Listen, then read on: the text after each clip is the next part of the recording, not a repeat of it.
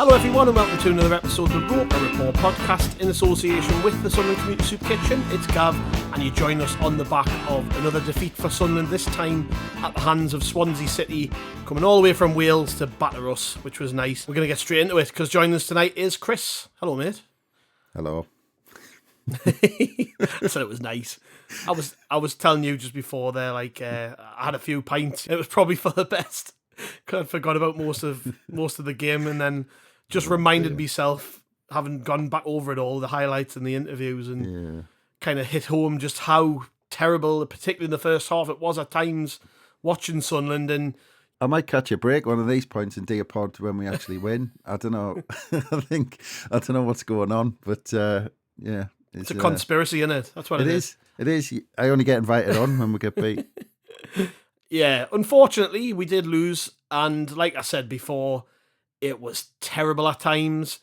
I was listening to Mike Dodds just talk about it there, and he wasn't trying to sugarcoat it. He was pretty open and honest. First half wasn't good enough. We tried to change some things in the second half, but it wasn't enough. And the performance, all right, even though we were better second half, we were still missing something. And for me, it's just like I said to you when we did the preview, I wasn't expecting a win. I was expecting this performance. And it doesn't make us feel any better to say, I told you so, but I told you so. I saw this coming a mile off. I just had no faith that we'd beat Swansea. I thought, this is the type of game we lose. And we've lost so many games like this season, where you go into it, you look at us and you think, okay, we're pretty capable. And then we go into the game against the side down the bottom end, and I just never feel confident when I come up against it. And Swansea, to their credit, looked decent. I know coming into it, there was a bit of talk about the manager and maybe people not really getting on board with him, but I actually thought they looked pretty good at times, and certainly not like a team, like we've played some proper crap down the bottom and lost to some of these teams. Whereas I watched Swansea, I thought, oh, they're actually not too bad. But that really doesn't make it feel any better because we were dog shit for big parts of that game. That's the only way I can put it, really. Like, genuine turd. And while, like I said, I saw it coming, it's inexcusable. Like, it was application for me. This is the first time where I've watched the first half performance and went, like, friggin' hell. Like, we were chasing shadows. We weren't putting the extra 10% in you needed sometimes to get in the way and block crosses and stop them from developing chances and making opportunities. It wasn't good enough. And it's a big job that Mike Dodds has got on his hands, because I said this the other day, like, he's only a few results away from being, the next bloke who everyone wants rid of, because like the performance was poor. And I tell you what, if we've got a run of games coming up, sorry everyone, but we've got a run of games coming up where I look at it, I'm like, where the hell's the next point coming from? And I'm just really flat after this. Yeah, but I don't really get it. I don't get, that we're off the back of 2 home wins, scoring 6 goals, and Dodds just kind of rips it all up. And I've never I can't remember the last time, to be honest, because, even in League One, we won most weeks. We won most games, but it's been a long time since I've seen us as unorganised as that in that first half. A long time. And I don't get the sudden ripping it up of a side that's played the last 2 games, like I said, and won at home at the last 2 games. Plymouth and Stoke scored 6 goals. And you go with something completely different. And I was talking in the last pod, in the preview pod, I was like, some of this is going to be muscle memory playing at home. So Dodds doesn't have to do too much because the players know what they're doing at home, because they're kind of into that groove where they were winning games. They kind of, they had a bit of momentum at the Stadium of Light. So changing it suddenly to 3 at the back was just bizarre, because it looked like we changed it to a system that we'd never practiced. I'd heard on Monday that they were going to do this. So they've had a full week in training working on this system. They look lost. And like, you're right, it looked like we'd never done it before. It looked like we just changed the plans completely an hour before kickoff and thought, okay, we're not doing what we've done in training all week. We're going to play this system. But you're totally right. It's that thing about we won the last 2 home games, so there wasn't a lot to change, in my opinion. Yeah, and we played all right in those two games. We played, like especially second half against Plymouth when the players had a rocket up them, which suggests it was more psychology than tactics, because the team had the same tactics in the first half and second half against Plymouth, and they were a completely different side. And then in this game, like I said, you look at especially Styles and Hume, they didn't know whether they were supposed to push on or play as orthodox fullbacks. They didn't know when one went, was one supposed to push across? And the whole thing was just a mess. And when we get into it, like that first goal came completely because of our shape. Like Styles and Hume didn't know where they needed to be on the flanks. And then you had Job and Barr, who also didn't know where they needed to be. So when Swansea just looked at our system, they basically just overloaded on the flanks. Like Job and Barr didn't know whether to help Hume and Styles or whether Hume and Styles were supposed to push on. The whole thing was an absolute mess. And then when Barr and Job got dragged across and they didn't help out too much on the flanks, like Dan Neil was left to try and mop up in the middle. And the three centre-halves, I mean, they were just all over the place. They didn't have a clue what they were supposed to do. They didn't have a clue where they were supposed to be positioned. I mean, again, we'll go through the first goal, but Sealt and O'Nien were all over in no man's land, doing absolutely nothing in ridiculous positions. Helder was at the back post, not marking anybody. Styles didn't know whether he was supposed to be a fullback and pulled it. We'll get into all that, but that was all. But that was all a result of the system, and all you could go through from start to finish, from right up top with Rusin.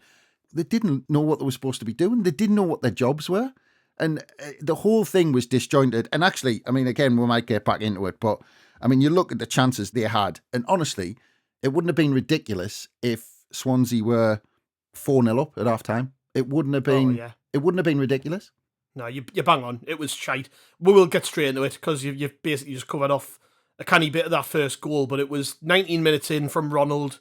The ball comes from our right hand side, their left, right across the defence. And you said about Sealt and O'Nien being all that. See, I've got that noted down too. In the first instance, I'm thinking, could Hume be doing more to stop the cross because he's in front of the man? He's not really making an attempt to stop it. It was what I said at the start about that extra 10% of effort. Sometimes that's needed, and I would never accuse Trey Hume of lacking in effort, but I think in that instance there was no desire to stop the cross. He was there, but maybe he was thinking the danger wasn't there because he was further out or whatever. I don't know, but he could do better to stop the cross.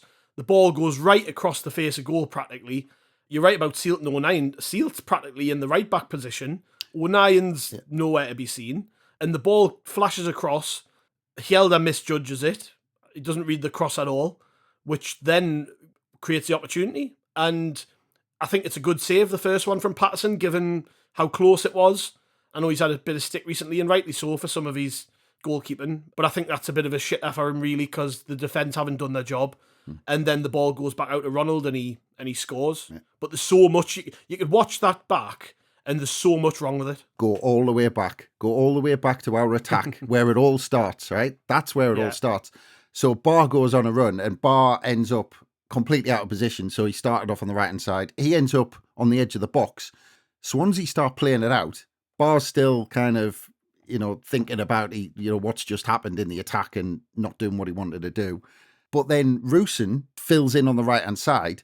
And then they start playing out from the back. Now, what happens then is we try and press them, and the centre-half has the ball on the edge of the box. And then you've got Rusin and Ekwa basically try and press the same man, and then the centre-half just plays it out.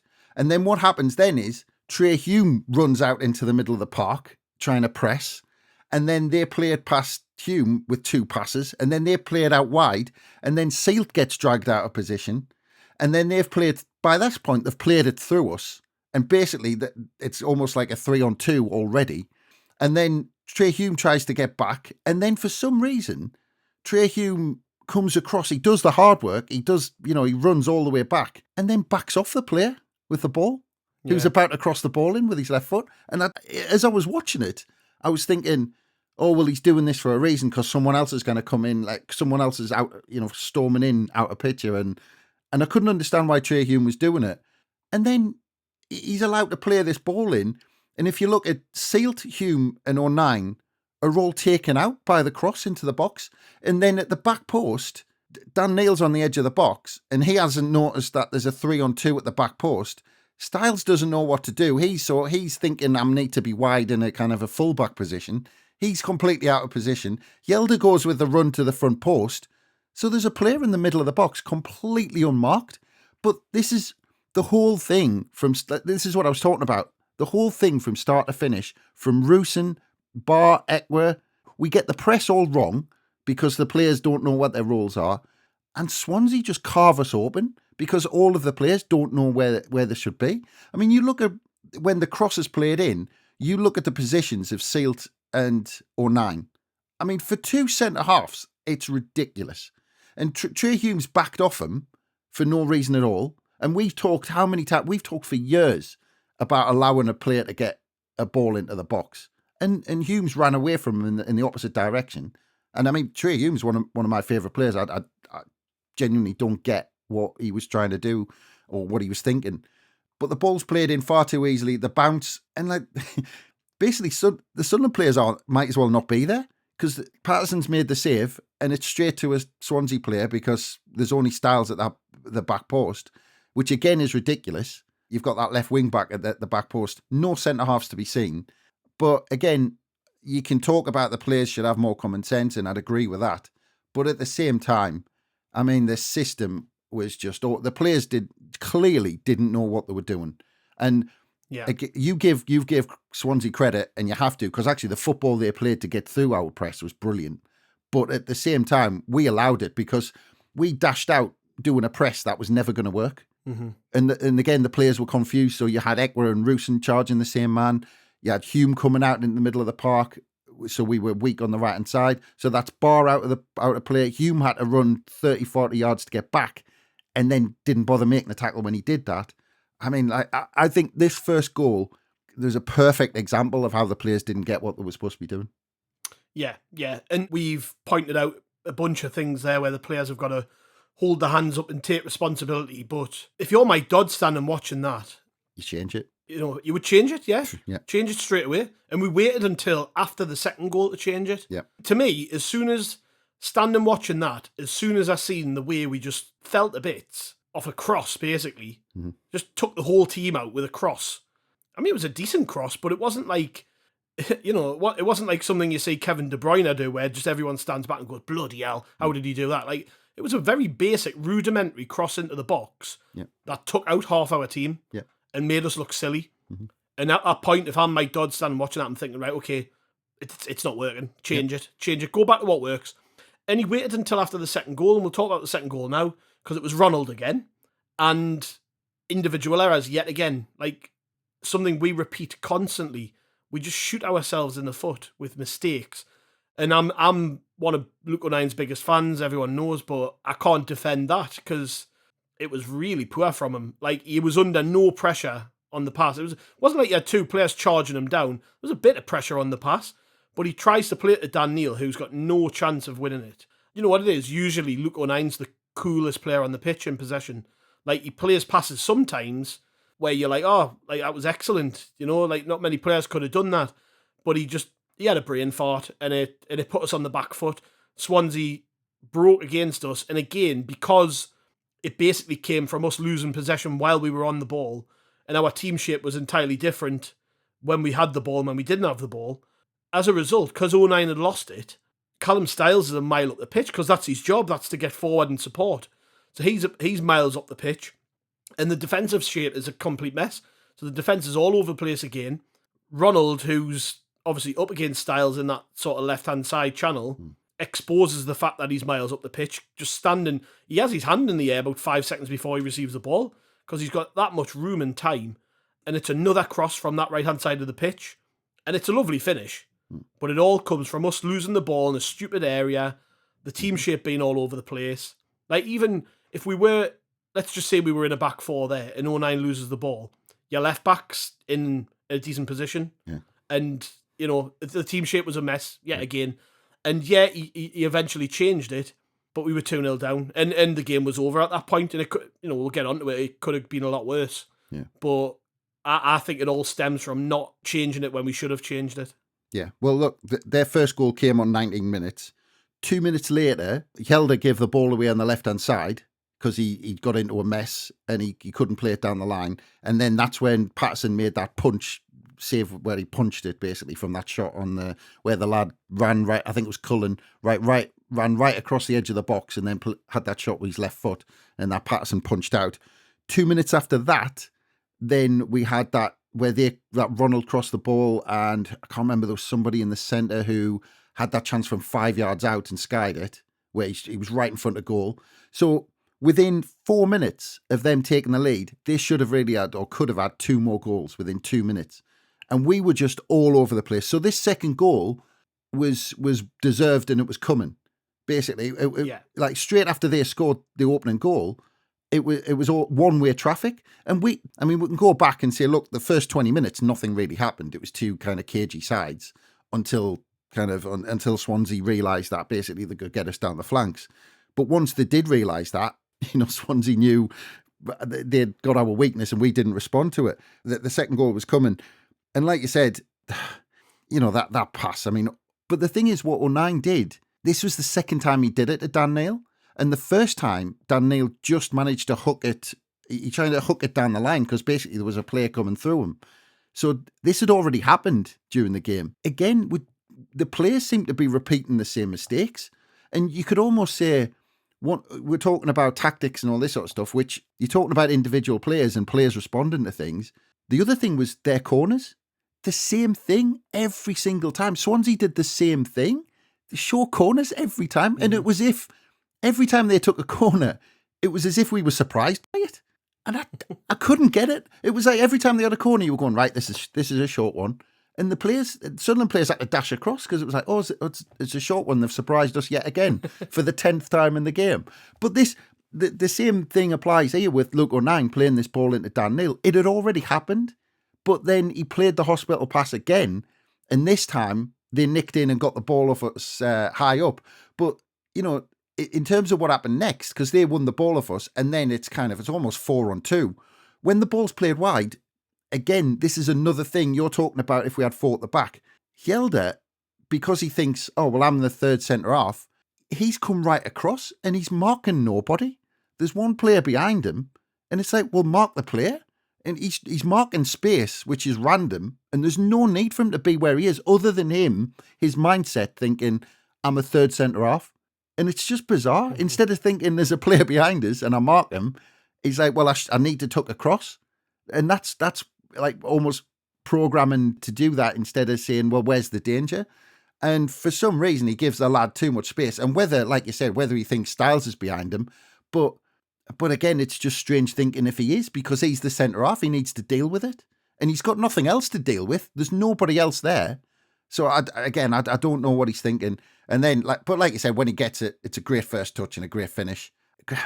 If I'm going to be harsh, and I think, I don't think I mentioned it on the first goal, but I think Patterson actually made a decent save first time around. But I'm wondering if Patterson should have done better with this one, because it's a decent finish, but I don't know. Yeah. I just felt it at the time, and I'm not saying, he should produce a spectacular save, but I don't know, it just didn't seem anywhere near it. Like the ball just kind of went through him into the far corner, and it was quite a tight angle. And I just think if he gets his angles right from there, should he have done a bit better? I don't know. And maybe I'm being harsh. No, I think I probably agree, but I agree. But obviously, if I'm pointing fingers, it's not really going to be at him for this one. No, it happened well before it got to that point. I think you could probably do better. And then after that, we just again, we changed the shape, but we again kept repeating the same mistakes. And you mentioned a couple of chances between the first and second goal, but there were 2 more big uns before half time. Another one from Ronald, who could have had a hat-trick. It was another cross from the same area of the pitch where we'd been getting exposed previously, over from their right-hand side, their left, into the left-back position. He should score, really. It's probably a harder finish than the second one that he did score, I think. And then, the header from Placheta, who's probably 5'1", 5'2", and he gets a header on target and hits the post. Yeah. Crackers. Like we if we'd have been sat there at half time, 4-0 or 5-0 down, I would not have complained. I wouldn't have been sat there going, bloody hell, how we're 4-0 down. I would have been, Jesus, how's it only 4 or 5? Yeah. Like, we were lucky to go in 2-0 down, in my opinion. Yeah, and we said on the preview, actually, we talked about the Swansea manager being that one at Notts County, who did a whole press conference on short corners and why he plays all his corners short. And, You've just mentioned it again there, yeah. Crackers. But he's even famed for it. Yeah, but that first chance you just mentioned there from a short corner that we went, oh, hang on, they've played it short. Yeah. I mean, it was up, but you're talking about common sense, and we didn't prepare for these short corners. I mean, okay, even if we hadn't done it during the week, you'd have thought by the 8th or 9th corner they had, or however many corners they had, I might be exaggerating, but however, every single corner was short. Yet we seemed surprised at it every time they played it short. It seemed like we were shocked that they were doing this. And then that chance you're talking about, and actually, to be fair, Danny Collins pointed it out on the commentary, and it was a great shout that short corner where they played. I mean, to be fair, it was almost like a set piece. It was brilliant the way they worked it, but Bar completely fell asleep at the back post. So they played it out into the middle of the park, and the lad who played it just basically jogged in behind Bar, and Bar he was fast asleep. Didn't have a clue that this lad was just running in behind him, and it was a brilliant ball played over the top. And by the time Bar responded, like the lad was in, and he should have scored. Actually, it was like 6 yards out, and he should have stuck it straight in the corner. I don't know how we put that wide, actually, but that should have been 3-0. That should have been game over, and we deserved it. We would have, Swansea completely deserved it. Again, it's this mix of tactics, yet the players not doing the basics right as well. Yeah. Well, I went down for a pint at half time, like sort of 39 minutes. After 30 minutes. I'd had enough. I went, right, we're going for a pint, come on. And when we were trying to debrief on the first half, I was talking to a couple of people like just stood around as well. And we were just all in shock. Like, couldn't believe how bad we'd been. Yeah. I said I saw it coming. I don't know if I saw it being that bad, if I'm honest. I thought we'd lose or it would be a draw at best, but I didn't see us just being so unprepared. Like, you mentioned it a few times about preparation and how we just looked like we didn't know what we were doing. Yeah. And it was just that. The corners, obviously that does your head in because you don't have to be a championship footballer watching that play out to understand you're being played. Like, oh, well, lads, fucking hell, switch on. They've got a corner. They're going to play it short. But in training all week, we'll have like analysts who prepare the data and the footage for the games, who will have, I'm sure, will have pointed out that Swansea play a high proportion of short corners, that the manager's known for it. Like, I barely know who this guy is, and I saw that press conference. It went viral because he gave like a really thorough explanation on why his Notts County team play corners the way they do. So, like, surely you're prepared for that, but we didn't look prepared for that.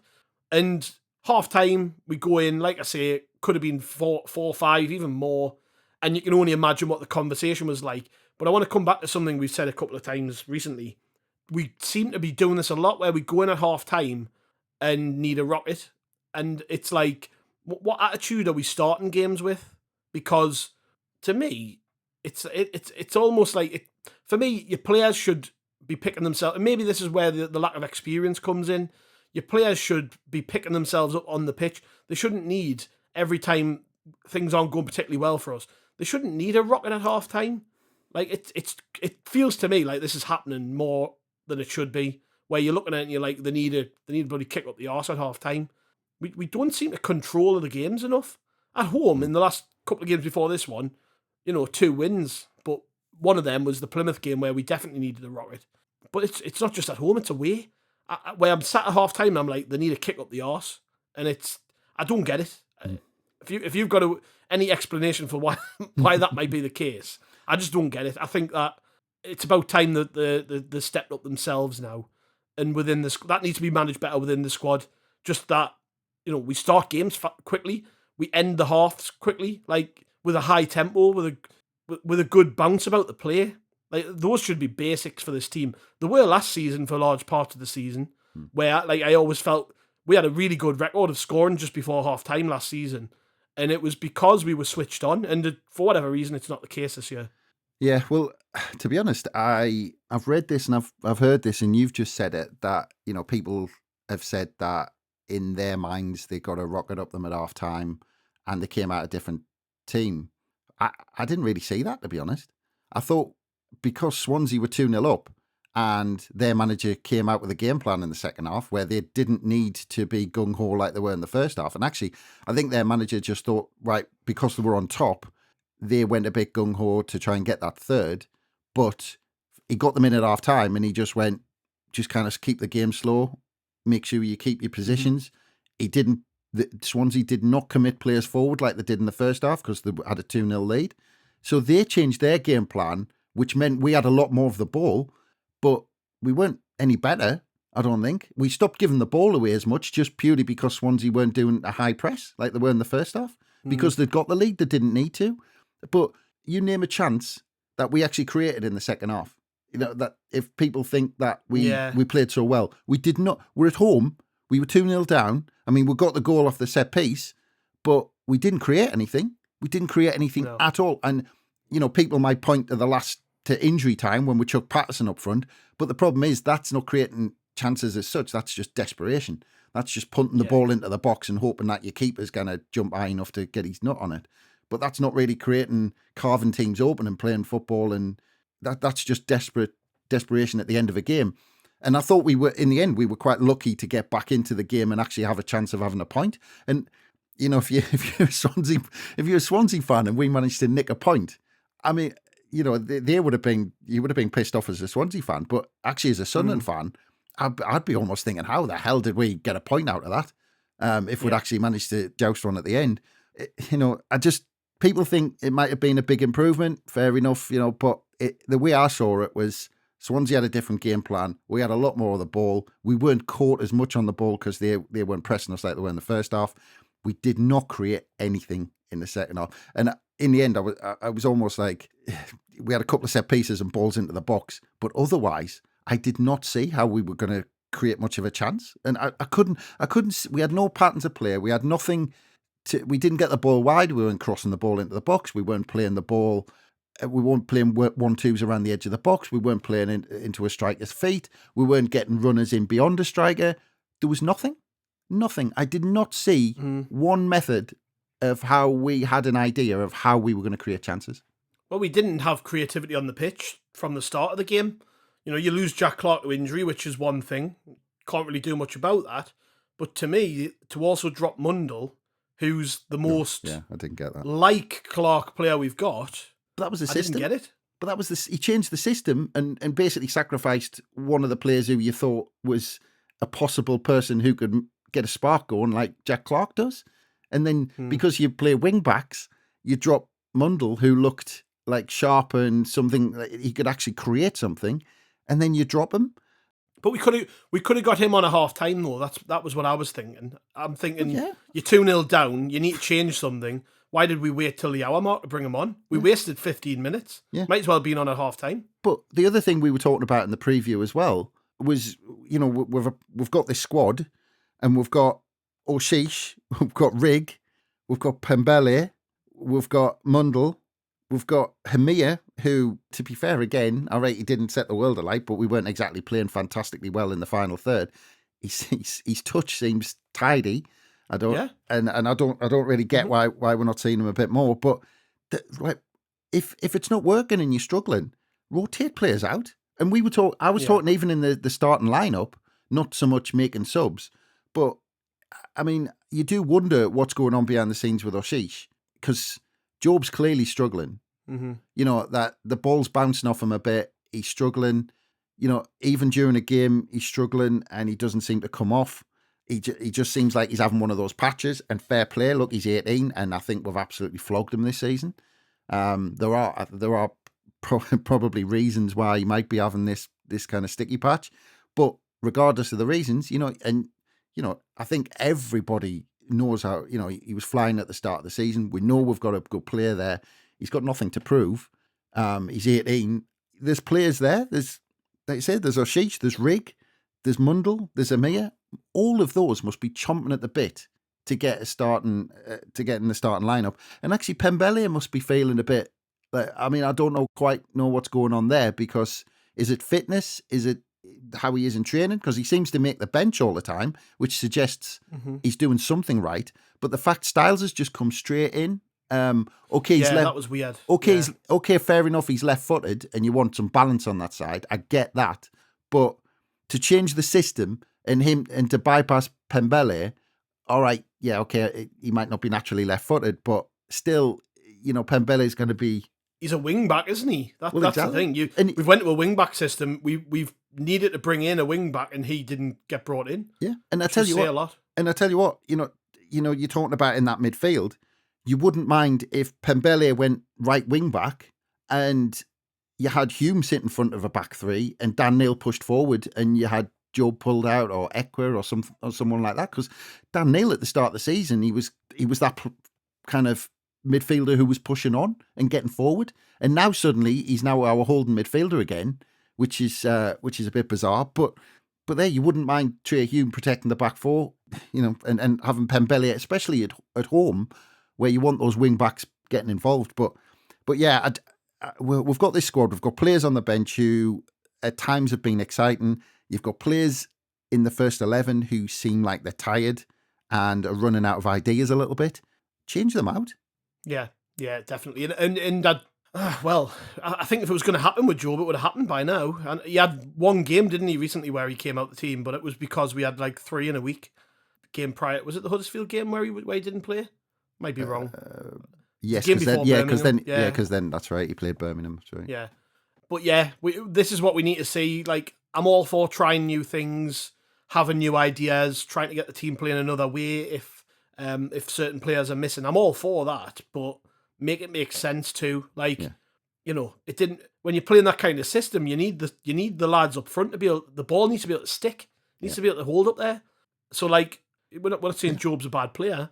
He just. Looking at him now, I think he needs 2 or 3 games out of the team. He needs a mental reset. I don't think it's a physical tiredness that he's going through. He looks just mentally tired, and that's totally understandable with an 18-year-old kid. Like, he's going to go through patches like that. I remember Dan Neil going through the same thing, and Alex Neil dropped him for basically the last sort of 15 games of the season or whatever it was, because we could tell he needed to be taken out of the team. Callum Doyle the same. And it was noticeable at the time. We didn't come away from that and think, oh, these are bad players or they're not going to make it here. I just think sometimes you've got to give them a chance out the team, let somebody else come in.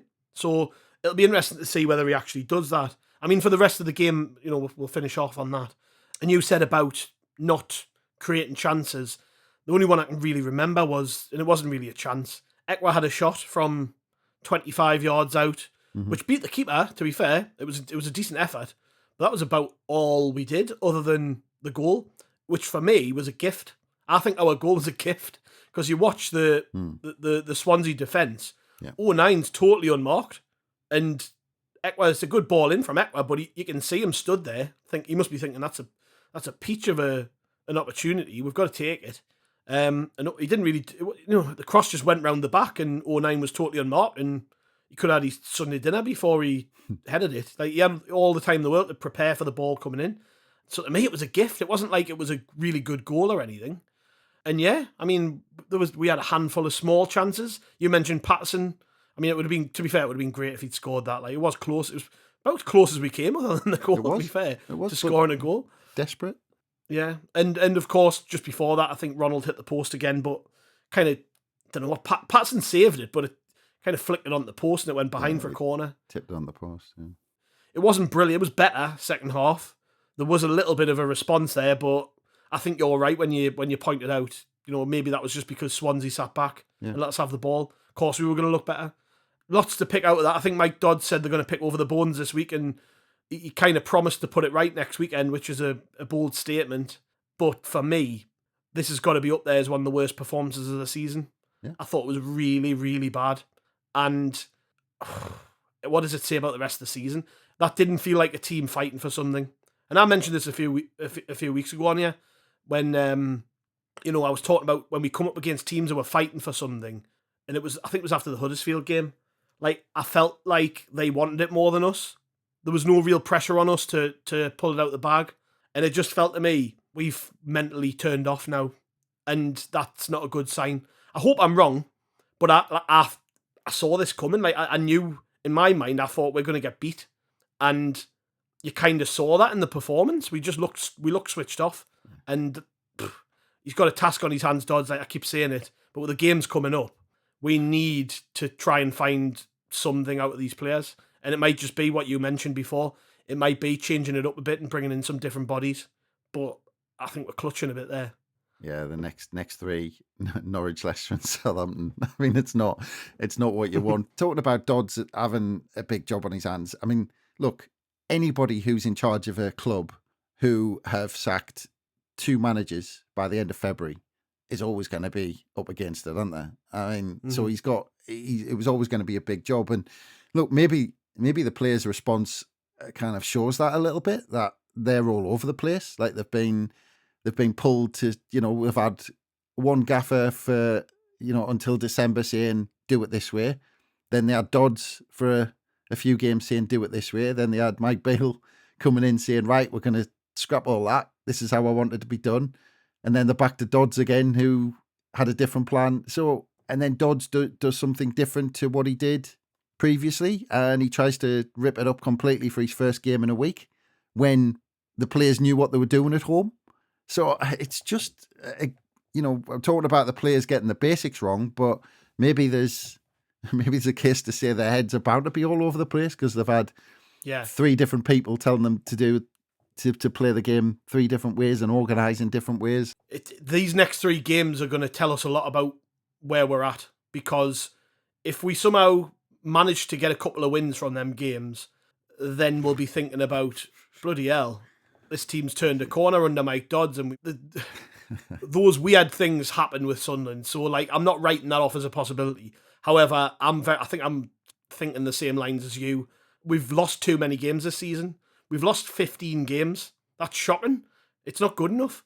Yeah, we've won 14, but it just shows how inconsistent we are because we don't draw games. We haven't drawn a game at home this season, which is a really... if we've ever went a full season without drawing at home, I'd be surprised if that's ever something we've done.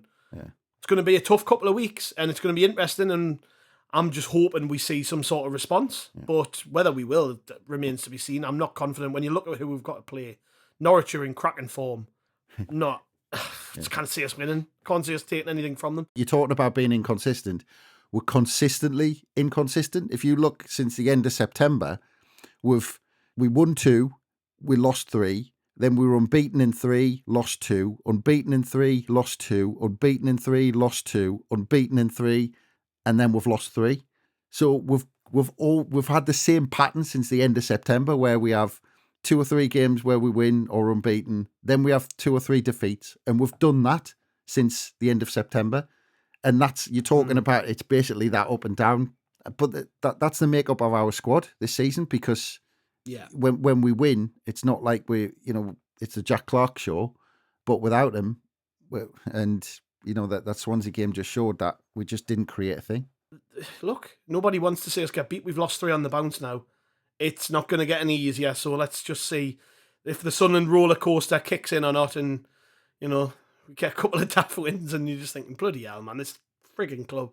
But there we go. We've got Norwich coming up, so we'll catch you later. And Chris is here with me to chat all about Sunderland's brilliant performance away at Norwich. I'm joking, obviously. I said to you, normally we would go through the game, we would try and pull apart everything, work things out, but I don't see any point with this, because the pervading sort of attitude at the minute is just kind of trying to work out what the fuck's going on. We've lost 4 on the bounce, we're dropping in terms of points rapidly, and when you look on the pitch and you see the results we've had in recent weeks, it's hard to see where we go from here. If you offered me the chance to end the season right now, I would snap your arm off. I can't wait for me. And it kind of feels like that's the way it's going on the pitch. We kind of don't really know where we're going from here. And this performance, generally, particularly the first half, I would have taken 9 times out of 10 away from home, that first half performance, because we sat in, we worked hard, we went to Norwich to try and make it hard for them, and we did for the most part. And then the second half was nothing like the first half. And in the end, I think we got what we deserved. And I'm just really disappointed. And it's, 4 games now without a victory, and it doesn't look good, to be honest, when you see what we've got coming up, and it's just deflating. I'm really deflated. I don't know if you can sense it in my voice or what, but It's just, what the hell's going on? Well, talking about 4 defeats in successive games, league games, we have to go back to the nightmare championship season when we went down to League One to find the last time that we lost 4 off the bounce. We only did it once that season. And incredibly, the season before, under David Moyes in the Premier League, we didn't lose 4 off the bounce even in that season, which I was staggered by, that we didn't lose 4 off the bounce. So it's relegation form then, Well, isn't it? it's horrible. seeing at the Like, minute. even if David Moyes in a really crap Premier League season didn't manage it, it's not particularly good thing to to kind of achieve. But yeah, No. I did take hope from that first half. I mean, at half time, I honestly think we turned up with a game plan, and I thought our shape looked good in the first half. And when I mean shape, and when I mean all of this, when I say words like good and all of that, I'm talking about off the ball. Everything half decent was off the ball. Yeah, there was a clear difference between sort of our attack play and defence play. I've got it noted down, and I made notes through the game. I thought off the ball we were great first half. I thought we did everything to make it hard for Norwich.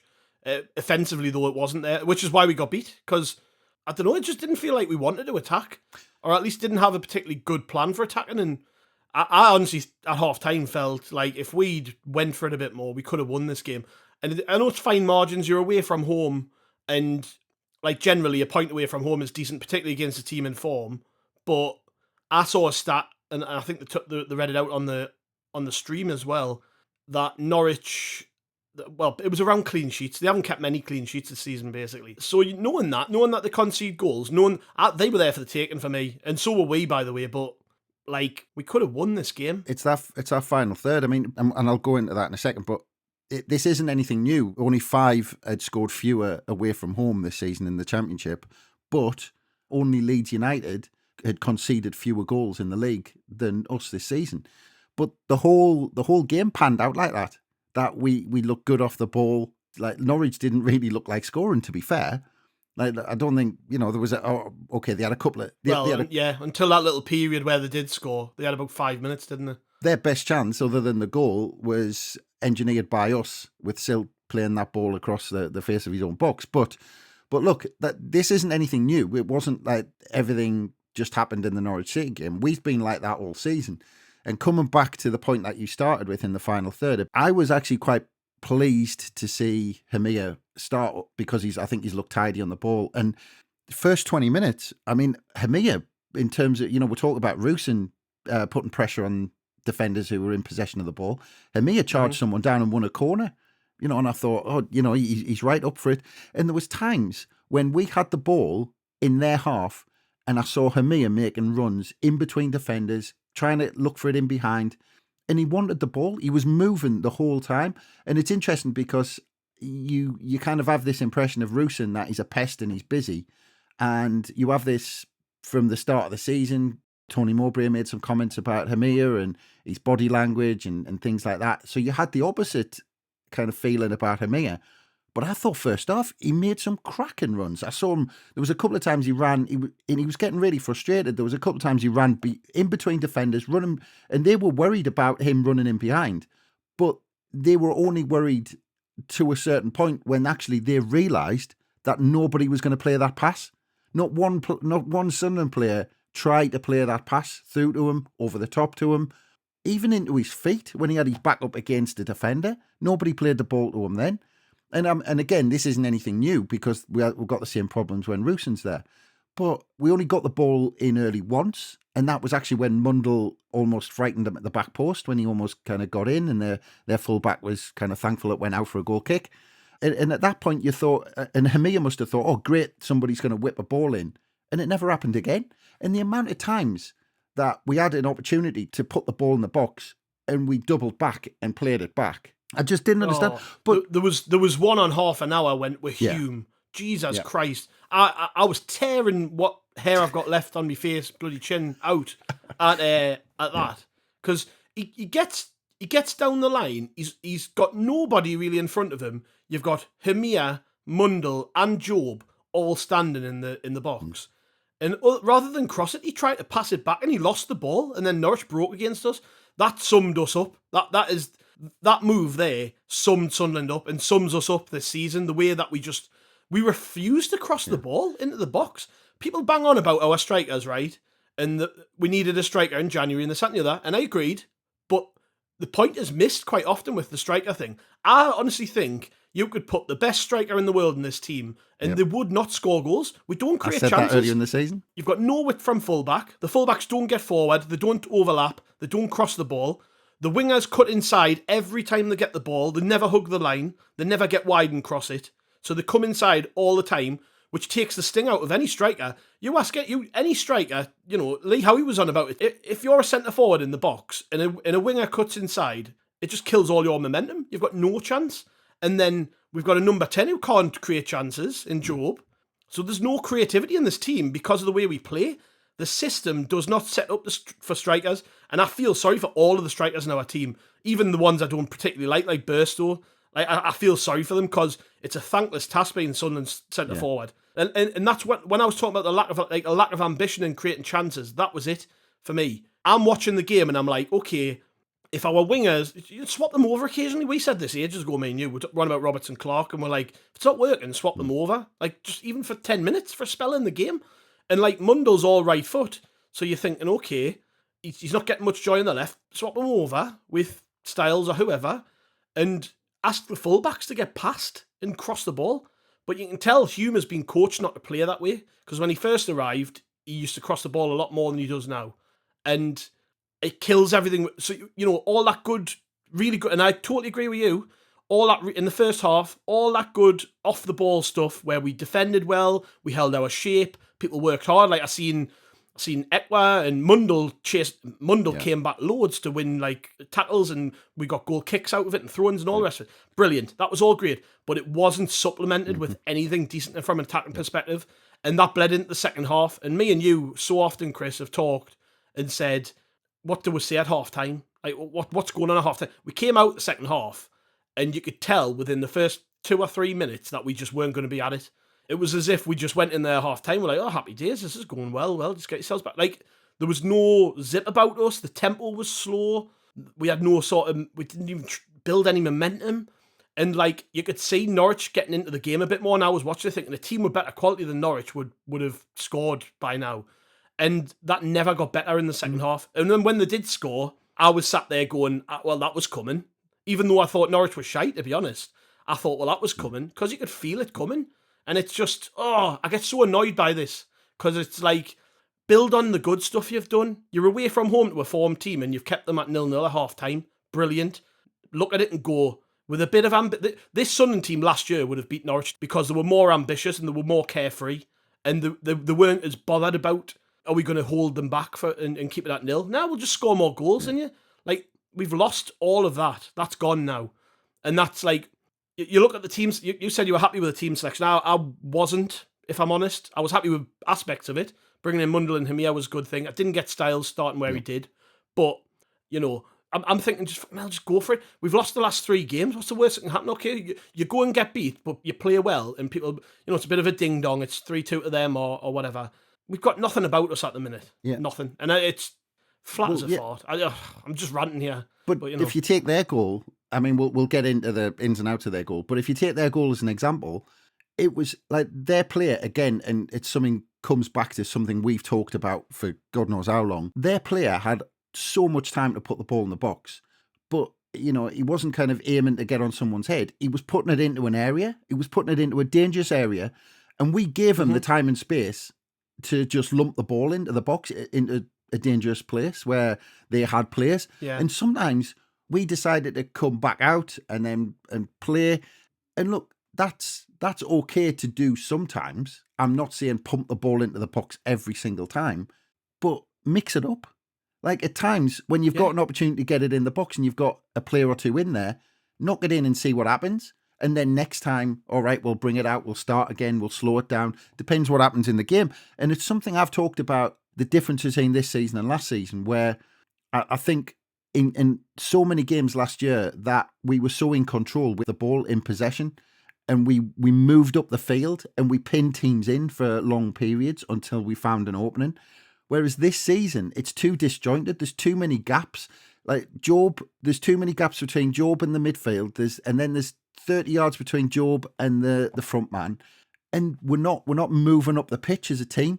And the problem is we don't catch teams on the break because the gaps are too big, and we don't control possession of the ball as we move up the pitch. There was only one period. You said second half it didn't get much better. I thought there was about a 5-minute period, around 70 minutes, where actually I thought we started to get a lot of possession, and it was the point where it kind of finished. That whole period finished with Bar hitting the bar, or the keeper making a save, tipping it onto the save. But even before then, we had that really good move that ended up wide. Dan Neil played a brilliant ball out wide to Hume, and Hume played the ball in, and Styles was in the middle. And we could have gotten some joy off that. So we had a couple of openings, but the problem is, again, we had this kind of period of possession where Norwich dropped a bit. It was only for about 5 minutes or so, but we didn't create anything. Bar did actually beat his man, but that seemed like the first time in the whole game where somebody got the ball and thought, I'm going to be positive here, I'm going to actually go at them. Other than that, especially Job, and I don't want to get at Job because we should not be relying on a lad who's just turned 18. And he's got, I think last season he only had 20 games under his belt or something like that. We should not be relying on him to dictate out the gameplay and every, he's just turned 18. He's still learning his trade. But something's gone wrong a little bit there, because earlier in the season, he got the ball and he turned and he looked forward. And now every time Job gets the ball, he turns back and he wants to go back. He's gone. He's not number 10, Chris. That's the problem. It's not just that, but it's the pressure of the results and where we are. That now the pressure's ramped up a bit. All the players want to play it safe. And it's something come back to what you said, that when we're not ambitious in the final third, it's because it seems like there's this fear now inbuilt in the team where we don't want to give the ball away, so we don't want to try anything. And actually, the only times we actually want to try anything, unfortunately, is when Ekwa puts the ball down for a free kick from 40 yards out, and he insists on trying to bend it in the top corner. And that's the only time when a player seems to want to try something. But in open play, we just run out of ideas. And in the end, 9 times out of 10, we play the ball backwards, and then we inevitably end up giving away possession. That Norwich goal really was that was 10 minutes from the end or whatever. If you look through the game, they did exactly that probably 5 or 6 times, where they put it into the mixer. We struggled to clear it, and then they had like a pot shot or a half volley, and Patterson pulled us out the shit a couple of times. He made a couple of good saves where it was like on goal, and he managed to turn it over or around or whatever. But Norwich had done that repeatedly through the game. They tried to force it and try to push it with us and see what happened. And like, I thought they were garbage. I thought Norwich were terrible. And I know they were in good form coming into it. And I actually listened to the back end of the Norwich stream towards the end of the game because mine kept going off. And their commentators at the end of the game were kind of like, well, we've played a lot better than that this season and lost. And sometimes you can't win every game well. And sometimes you've got to win the scruffy ones. These are the ones you're not going to remember, but they're just as important. It's 3 points. So their commentators were like, we are normally a lot better than this, but we've still managed to win. And I just can't get out my head that this was there for the taking at half time. After watching that first half, I was like, if we have a bit of a go, we can beat these. And like, I didn't get putting Styles on the wing when you've got Rig, Oshish, Bar there. I kind of, I don't get it. He was... I likened him to kind of like Callum McFadden in the way like I used to see McFadden on the pitch and be like, I don't get why he's there. He's not playing particularly badly, but he looks out of place on the pitch, and he's not a right winger. I'm looking at it. He did nothing to suggest he was a winger. I can only presume it was the game plan was to kind of like contain them down that side. He was going to work hard or whatever, like in front of the fullback. I don't know, but like at half time, like I say, when you've seen how Norwich have played and seen Styles haven't really done anything. Why not be a bit ambitious? Get somebody on it and change the game. Get someone on who can force them back a little bit and get us chances. Yeah, I think this is the mindset we're stuck in now. We've lost 3 on the bounce. This was the 4th game in that little run. It was 0-0, and if you're in good form, you probably look at that situation completely differently than you do when you're in the situation we're in. So if we come into this on the back of a couple of wins, we probably would have been ambitious. But because they're so worried about not losing another game, we just kept it as it was. And we actually made attacking changes before they scored. Like, we got Bar on, Rusin came on for him, and I think that was more so because Well, maybe he was tired. He's not played like a lot of football. You know, it was, what was it? I don't know, 60 odd minutes into the game when he came on. I'm not too sure, but I can only presume it was because he was maybe a little bit tired, because he hasn't started a game of football all season really since the very start, has he? So I guess that's what the thinking was there. Maybe. But like I say, there was no ambition in the way we made decisions through the game, and all that. I've come out of this now, and I'm thinking like Mike Dodds off the back of the last couple of games. I'm like, is he really the right person to keep us till the end of the season? I heard his interview after the game, and he looks like he's just trying to explain himself to the fans and kind of worried about making sure he's very careful with what he says. And I'm a bit worried because I look at the table and we're now just as close to the relegation zone as we are the playoffs. And like I say, me and you, before we came on, I was looking at the table. The teams down the bottom end, if you look over the last 5 games, other than Rotherham, who've lost every one of them, you've got Sheffield have won 4 from 5. You've got Stoke who've won 2 from 5. Huddersfield have won 2, drawn 1, lost 2. Birmingham have won 2 out of 5. QPR have now won 3 on the bounce, and we're about to play them soon. Millwall have won the last 2. It's like all the teams down the bottom are starting to pick points up. It's closing the gap, and I think we're probably a couple of wins off being officially safe, really, if we're being honest. Probably need another 2 wins, maybe a draw. But like, you look at the form and the games we've got coming up, and the fact teams down there are winning games, and then you're looking at it and going, bloody hell, we could be in for a bit of a like struggle for the last 11 games of the season. And is this team, is this coach the right blend for a bit of a battle? Like, we all thought the season was over, but as the results recently have shown, we've lost 4 on the bounce. Teams below us are picking points up. It's closing the gap. I'm not saying we're going to get relegated, but it could get messy. It could get scruffy. And then I'm looking at Mike Dodds and I'm thinking, bloody hell, is this really the bloke to just kind of see the season out? I think it's about to get messier when you see we've got bloody Leicester next. I'm really cut up over this. I don't know where we're kind of going, because it's like, what was it, a month or so ago we won them 2 games under Beale, and everyone's thinking like we could still have a bit of a push for the playoffs, and like what the fuck's happened? It's a complete mess is what it is.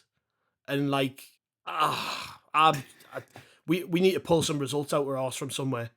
Yeah, desperate for a result. But I mean, just in terms of getting dragged into it, I was looking at the last 5 years in the Championship and points that were needed to kind of keep you up. In the last 5 years, so it's been 49, 41, 44, 49 and 44. So the most that was required to keep you in the league has been 49 points. So you think that if you get over 50 points, historically, I mean, all right, it doesn't always work out like that, but historically, if you get over 50 points, that's going to keep you up. We're on 47. I think in terms of being dragged into a relegation battle, yes, you say those teams are on form. I don't think all of them it's going to last. If you look at Blackburn, they haven't won in the last 5. They're only a point outside the relegation zone. Even Borough have won 1 in the last 5. They've lost 4 of the last 5. So look, there's plenty teams who are actually in similar form to us and are lower down in the league and not already on fewer points. So in terms of relegation battle, I can't see it. I don't think that's going to happen. I think that's based on historical points that are required to keep you up and the amount of teams that are actually in crap form that are below us. Yes, the teams at the bottom are scrapping, but there's plenty of other teams just above them who are in awful form as well. So I don't think it's going to get that bad. I think it could get worse before it gets better, but I don't disagree with you that it's a bit of a mess. But this is what I said the other week about making those decisions. I still can't decide whether, even based on what's happened since, still can't decide whether getting rid of Tony Mowbray was right or wrong. I think actually, depending on the reason they sacked him, which we still don't know, but you know, he was going to be a safe pair of hands to the end of the season if you just wanted to change it out then, but they didn't. They went for it. They made a change, and as I said, kept saying that was just a continuation of what was happening under Beale. The form under Beale didn't kind of drop off a cliff. Now we're like Dodds is trying to steady the ship, and he's lost 2 really, because Beale lost those at Huddersfield and Birmingham, so he's kind of continuing that run. So it is a mess in that sense, and nobody knows what's going to happen. We've lost a lot of direction because the club now haven't come out and said, this is what we're thinking, this is what we're going to do, this is where we're heading next season. We still don't know whether the club have got a bit of a direction, because chopping and changing like this, Who knows what's going to happen? And now the question marks after every game is going to be what's next. And this is the thing. It's kind of, this season's gone now purely because everyone's minds are on what's next. It's not on who we're playing next. It's almost now, a lot of people have switched off to this season. It's like, this season's done. Putting Mike Dodds in charge till the end of the season was a sign to everybody that we'd just written the season off. Because what you're saying is, we don't need a new manager because we just don't need one. We're going to just keep it as it is till the summer. It was a sign that we've basically looked at it and went, oh well, game over. And they've switched off on the pitch. Mm-hmm. The fans are obviously turned off to what's happening on the pitch. The other thing to all this is the football's been crap. Yeah. Like under Mowbray, when the results were shit, I was still coming away going, well, we've played well, but we can't score goals. We can't get this. We can't do that. Now, it's like last season, when the football was really good, we had an identity on the pitch. I don't watch Sunderland now and say an identity. I'm not even talking about like playing really good football, because that's just one way to play football. Like, you can be successful and play a more agricultural brand of football, and I'd be fine with that. If they come out and they went, right, we're going to do this, that, and the other to make us a little bit more structured, won't be as pretty, but we're still going to, it's going to set us up for the long term or whatever, I'd be fine with that. If we'd seen a continuation of the style of play, like, we were becoming noticed for the way we played football. Even this season, there was times earlier in this season we were getting noticed for the way we play. Now I watch us and I don't know what we stand for on the pitch. There's nothing about us at the minute which suggests we're a good footballing team. We do some nice stuff in pockets, but for me, it's like I watch that and I'm thinking, what the hell are we trying to do? I don't get it. It's no coincidence that I think Sky have dropped us as well, and we haven't been on Sky for a while. But I'm not surprised. We're awful to watch. It's friggin' you can't. I've got nothing against Styles, and I kind of feel harsh for comparing him to McFadden, but I just can't get Callum McFadden out of my head when I look at Styles for whatever reason. But I feel harsh for saying that. But you can't tell me that a lad you've just signed on loan from a League One club, and their fans were like, "All right, bye. We're not really bothered about him. He's not particularly great." Yeah. You can't tell me he is a better option than Rig or Shishu, who's got like 100 games under his belt as a senior player, playing in France. These players who we've got sat on the Bar, I'm not the biggest fan of Bar, but he's been pretty heavily featured this season, and we've lost wide players, and like I just don't get that whatsoever. Like, it didn't make sense to us. Yeah, and that's what I mean about us not really standing for anything. It's like, it wasn't that long ago. It was only a few weeks back. We had Clark on one side, Roberts on the other, and you're looking at it and you're like, bloody hell, yeah, like fair enough. Like, we've got a bit of that about us. We've got a bit of style on the wings or whatever. Literally, we've got style on the wings now, and it's the wrong kind. It's just not good. Two of our weakest players against Norwich was basically our January transfer business. Like, we've got Yelder and Styles. I mean, like, we haven't even spoke about Yelder yet. Well, I'll get into the goal in a second, because I'll get into that in a second. But I was exactly like you. What is it? I mean, the only thing I can think of with Styles actually being in the team over Rig, over Bar, and over Oshish, and even over Rusin playing out wide, because I don't think I still don't think Rusin's a striker, but playing him ahead all of them, what's he got? The only thing I can think of that he has over all of them is a left foot. But the problem is, you shoehorning Hjelde and Styles in, who look, I just think they look out of their depth. You're shoehorning them into a starting 11 purely because they're left-footed. But, I mean, what's going on behind the scenes with Pembele, and what is going on behind the scenes with Oshish? Because when, I know it's for under-21s and didn't get us wrong, it's a crap level. But Pembele did, in the odd game, he's looked above some of the other players when he's played at that level. And he's got that background. And if he's fit, I mean, you look at what's ahead of him and you think, is he being a pain in the backside on the training ground? But then how's he getting onto the bench if he's being a pain? If he's on the bench, then he's in contention for a starting 11. And if you look what he can't get out of the team, because we'll come on to that goal in a second, then how's he not getting a chance? It's just utterly bizarre. And even, you wouldn't necessarily kind of want to take him out because he's, if he gets back to form and he's one of the fighters in the team. But even Trey Hume's form, like, I've never seen so many. Terrible. I've never seen so many passes. He was terrible. Every pass was kind of 5 yards away from where he meant it to go. And like I said, Styles was just anonymous throughout the whole game. And wide right when you've got those players. I mean, those three players must be thinking, hang on a minute, this lad's come in and I've been pushing, I've been wanting more minutes, and this lad comes in on loan from Barnsley, a possible permanent move at the end of the season, and he gets in right midfield when he's left-footed. And that's the only thing with Mundle and Styles, like you said. Players, Mundle on the left with his right foot cutting in, and Styles on the right with his left foot cutting in. That's the only thing I can think of why we went with that system. But it didn't... when you've got players who are struggling, or like I said with Styles, he's not going to change a game when you've got players on the... You're talking about ambition. I mean, actually, the ambition comes from the coach. And the ambition there in playing Styles on the right when you've got those attacking players is... I just don't get it. And how it took till almost 15 minutes to go to bring him off. I mean, like you said at half time, you thought, hang on, I actually thought I forgot Styles was playing because he hardly had a touch. No, he didn't. He was anonymous. I mean, what's the point? And at this point, I mean, let's talk about Yelder and that goal.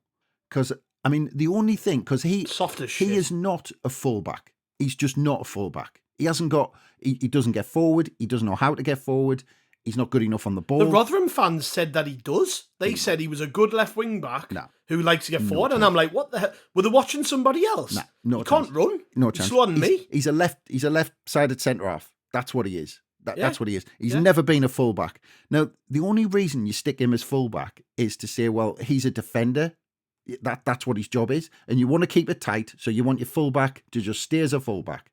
Now, the problem is, if you put him in for his defending, or keep him in for his defending, I mean, that ball to the back post, when that ball bounced, Yelder completely and utterly bottled that header. He thought, I'm going to stick my head in. And when he saw Sargent lift his foot up, he bottled it. He pulled out. Yeah, he did. He completely and utterly bottled it. And as a defender, you stick your head in where most other players wouldn't. And that's your job. You put yourself in the way. You get in there. And he basically pulled out of it, and then he half raised his leg, and by that point the ball's in the back of the net. But that's his job at the back post, to get his nut on it, to get anything on it. You get yourself in the way of anything. And I tell you what, at the very least, all right, he might have taken a bloody kick to the head, but he would have gotten a free kick because it was a high foot. And at worst, you put it out for a corner, or at best, you put it out for a corner and you get a clear. But you saw him look to put his head in. He went, oh no, I don't fancy that. And he pulled out. And he pulled out of that challenge. And then, like I said, he didn't even he hardly lifted his leg up. And he might as well have not been there. So if he's in for his defending, and he defends like that, then actually, looking at Styles, why not have Styles at fullback, or give Pembele a chance, even though it's on the wrong side, or switch Hume on the left and put Pembele at right back? Because Pembele looks like a fullback who actually can get forward. And if you need to commit players forward, if you want a bit of ambition, then as you said right at the beginning, you need your fullbacks to be able to do that. And Yelder is just not that player. Well, I want to come back to something you just kind of touched on before, style and the way we played and stuff. To me, it just feels like we're trying to be too clever. Dodds is trying to be too clever with the team selections. It worked against Leeds way back. Like, that worked. And it was, I remember us talking at the time and being like, we all saw the team and thought, what the hell's he doing? Yeah, and then it worked on the day. And that's great. And I know I've heard a few managers say recently, I can't remember the exact quote, you look daft until it works and then you're a genius, something like that. And I kind of get that. Like, sometimes coaches will try different things, but when you've lost 3 games on the bounce, there has to be more sense about what you're doing. And I don't understand why you put a 6'4" striker up front, have 2 wingers who cut inside, no width from your full... Who's meant to create the chances in that situation? Yeah. Like, I'm not a coach. I'm not a high-level football coach. But somebody has to be able to explain to me the thinking there. What was the point in playing him here if that's what you were going to do? It's nonsense. Nobody can tell me that was set. He talked in his interview after the game about how he was gutted for the players because they'd worked really hard all week in training, and he felt like they responded really well to training and all this. What the fuck were we doing in training all week? Like, what were we... Someone has to explain it to me. Do they just play against shadows and training dummies and think, oh, this works? Like, do we ever do proper 11v11s in training where we try this stuff? You could tell what they worked on all week was their shape off the ball. That's all they worked on. Because as soon as we got the ball, we clearly didn't know what we were supposed to do. Like, Hamir obviously was off the ball, as you mentioned before, working really hard. But it was the on the ball, and I felt sorry for him. Do you know what it is? He's been slated by a lot. I know people seem to be getting behind him a bit more now, but he did get slated earlier in the season. I did see people like labeling him as lazy when he was coming on. Mowbray didn't help by slating him every time he had a chance. At the point where he just brought him up when he wasn't even asked about him. Like, that wouldn't have helped him. And then in recent weeks, and we've been talking about it on the pod and on here, he's been coming on and we'll be going, I like the look at him. Yeah, he looks good. He's coming on. He's holding it up. He's playing it off. He's getting involved. He's having a shot when there's, maybe space in front of him. And like, I'm thinking about it. I'm like, yeah, give him a chance. So we give him a chance, and that's how we set up for him. Yeah. If I was him, I'd be ringing my agent saying, is there any way I can get out this 5-year deal? Yeah. Go back to Portugal, because I'm wasting my time at Sunderland. Honestly, I could rant about this stuff all night.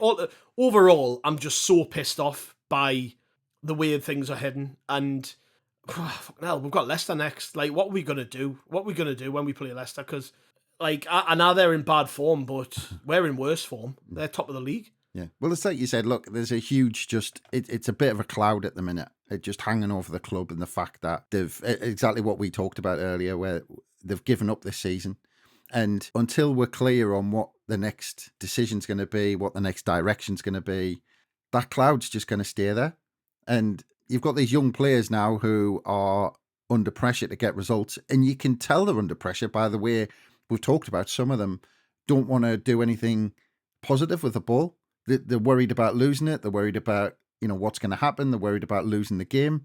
And there's a lot of pressure on these lads, and they're starting to play differently to, I think, what they actually want to and what their natural game is, just because they're under so much pressure. So we need a win from somewhere. We need some points from somewhere. We need just a lift to get these players playing back to with a little bit of freedom, just to kind of take the pressure off a little bit. But like you said, we talked about the individual mistakes, and there was individual mistakes in the previous game as well. But that, the coach isn't help. I don't think the way he set up these last couple of games just hasn't helped at all. He can't legislate for the likes of Yelder not putting his head in where he should be putting his head in, but at the same time, having him in the team in the first place, having Styles in there on right midfield, not committing players forward. Yes, okay, concentrate on what we're doing off the ball, but the problem is, if you don't have any idea what you're doing with the ball, you're always susceptible to what happened in the last 10 minutes, to conceding a goal and losing, and then you can't get it back because you can't create chances. Yeah, that was it. That was the story of the game. And yeah, Leicester next, mate. I know. I was trying to... Just top of the league. Just the team top of the division who've got like a squad worth about 200 million quid and, rakes of players just sitting on the bench waiting to come on who would walk into our team. Just Leicester. Nothing too difficult. I genuinely think, because of circumstance and Christmas when I was busy, I don't think I've covered a win since, like, Leeds. Possibly. We'll let the listeners remind. Someone will know when the last time you came on for a win was. I keep saying this after we record these things, but we'll let you on once we do a win. Don't worry. I told you, man. Maybe I think it's you actually. Stick it up your ass. Stop arranging pods with you. I'm covering losses all the way, innit? That's my job. Everyone's blaming KLD and Speakman. They need to start blaming Chris Wynn. I think is what needs to happen. Yeah. We'll be back after Leicester, so let's pray something positive happens.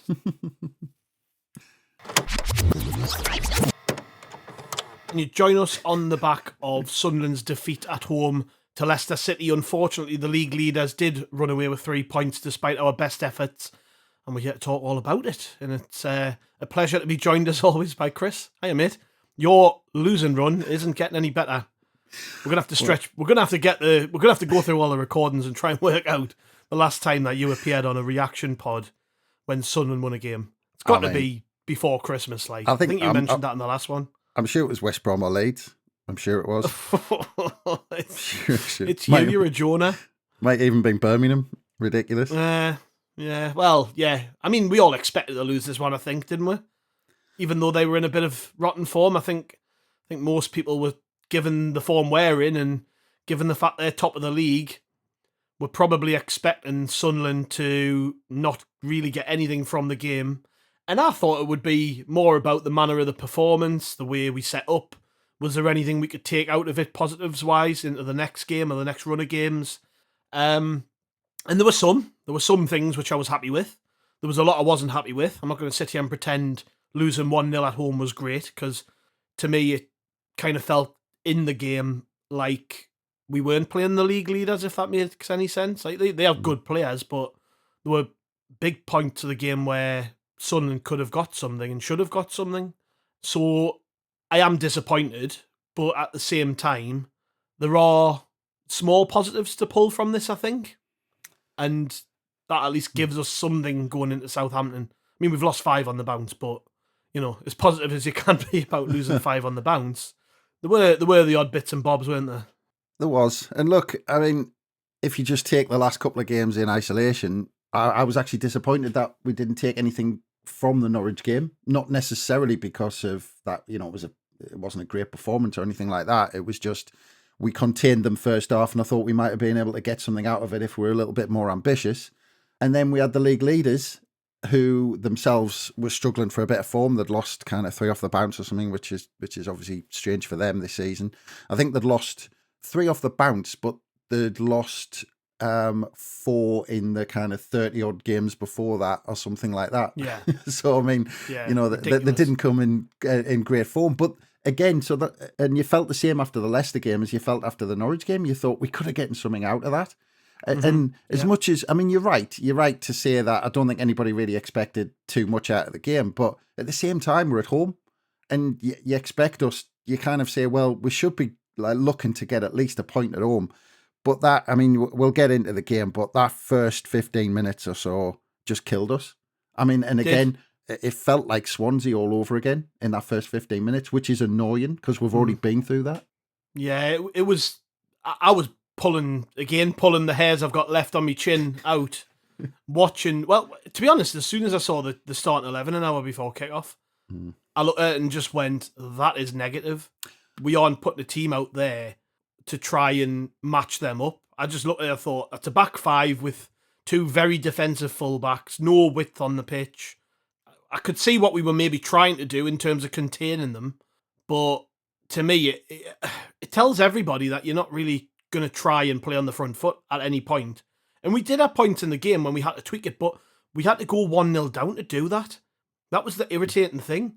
First 10-15 minutes were terrible. We just invited Leicester onto us. If it wasn't for Anthony Patterson and it wasn't for O'Nien and Hume at times, they could have been 2 or 3-0 up in the first 10-15 minutes.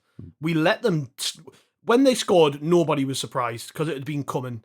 And it took them scoring for us to like, again, rocket up our arses. I really frustrating, I thought. I'm not saying that you should go gun-ho against Leicester because they're a good team. You look at the individuals they had on the pitch. Vardy's one of the greatest goal scorers of his generation. Mavadidi's a cracking player.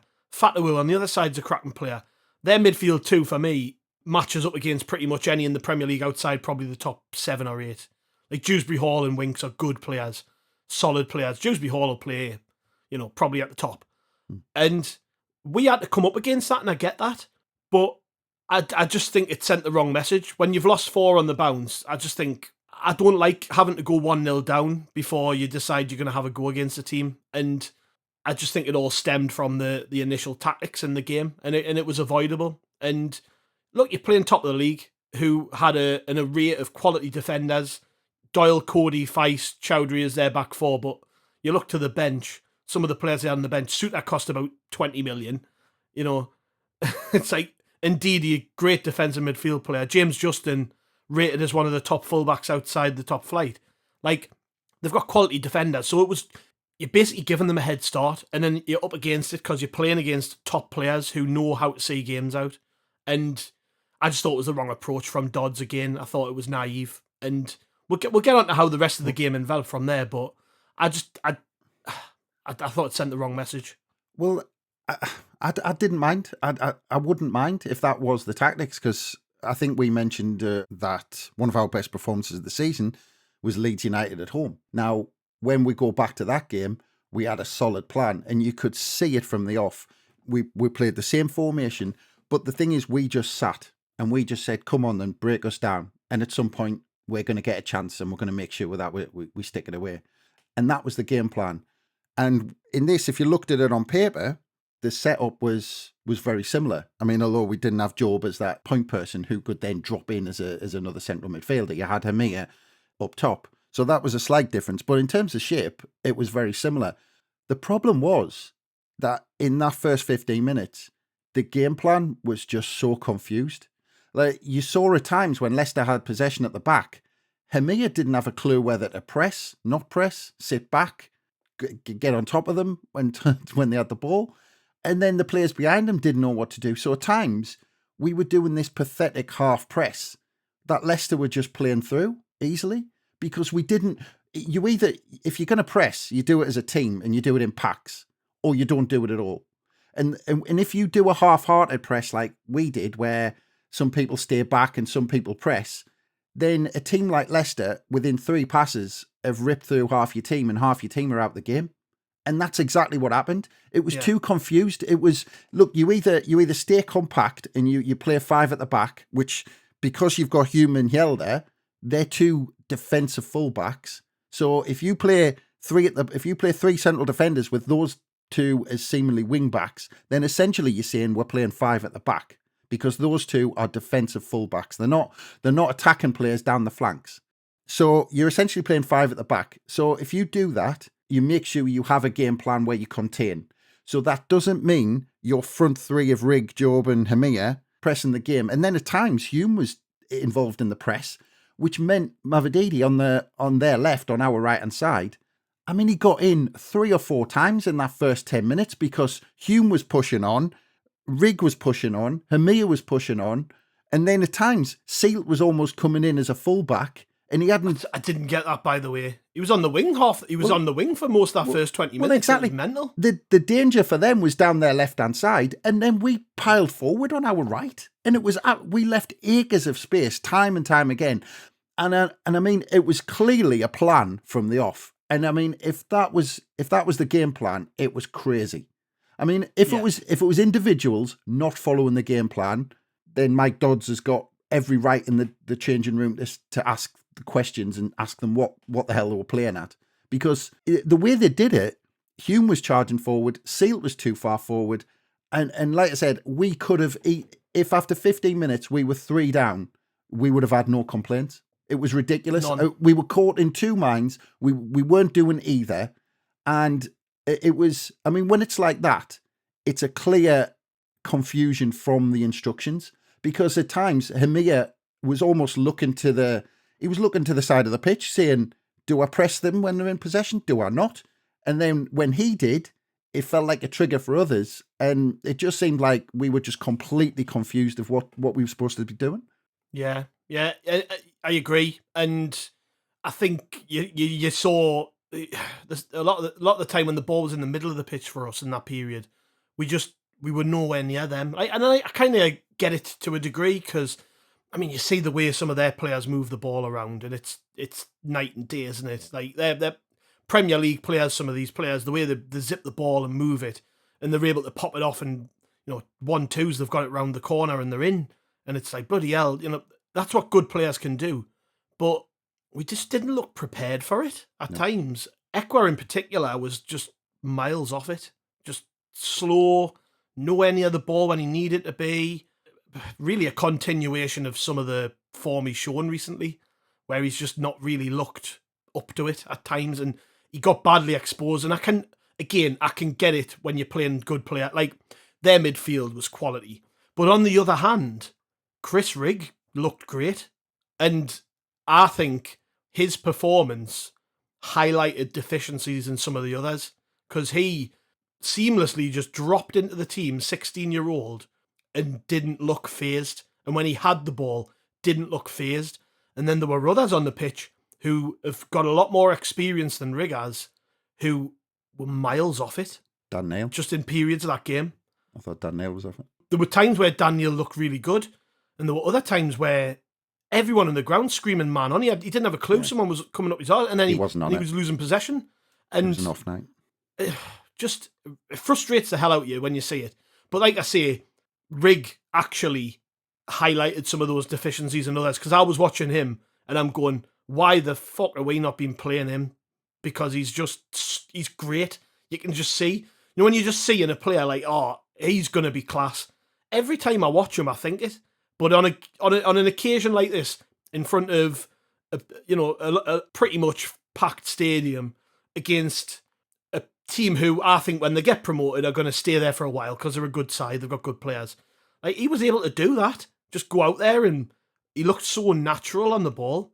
And it beggars belief because they watch him in training every day. I remember last year when he was 15, he made his debut or whatever it was against Fulham.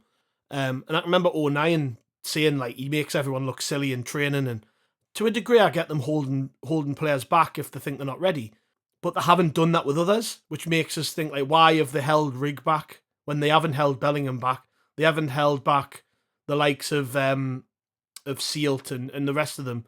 Like, yeah, they've got a few more years on him.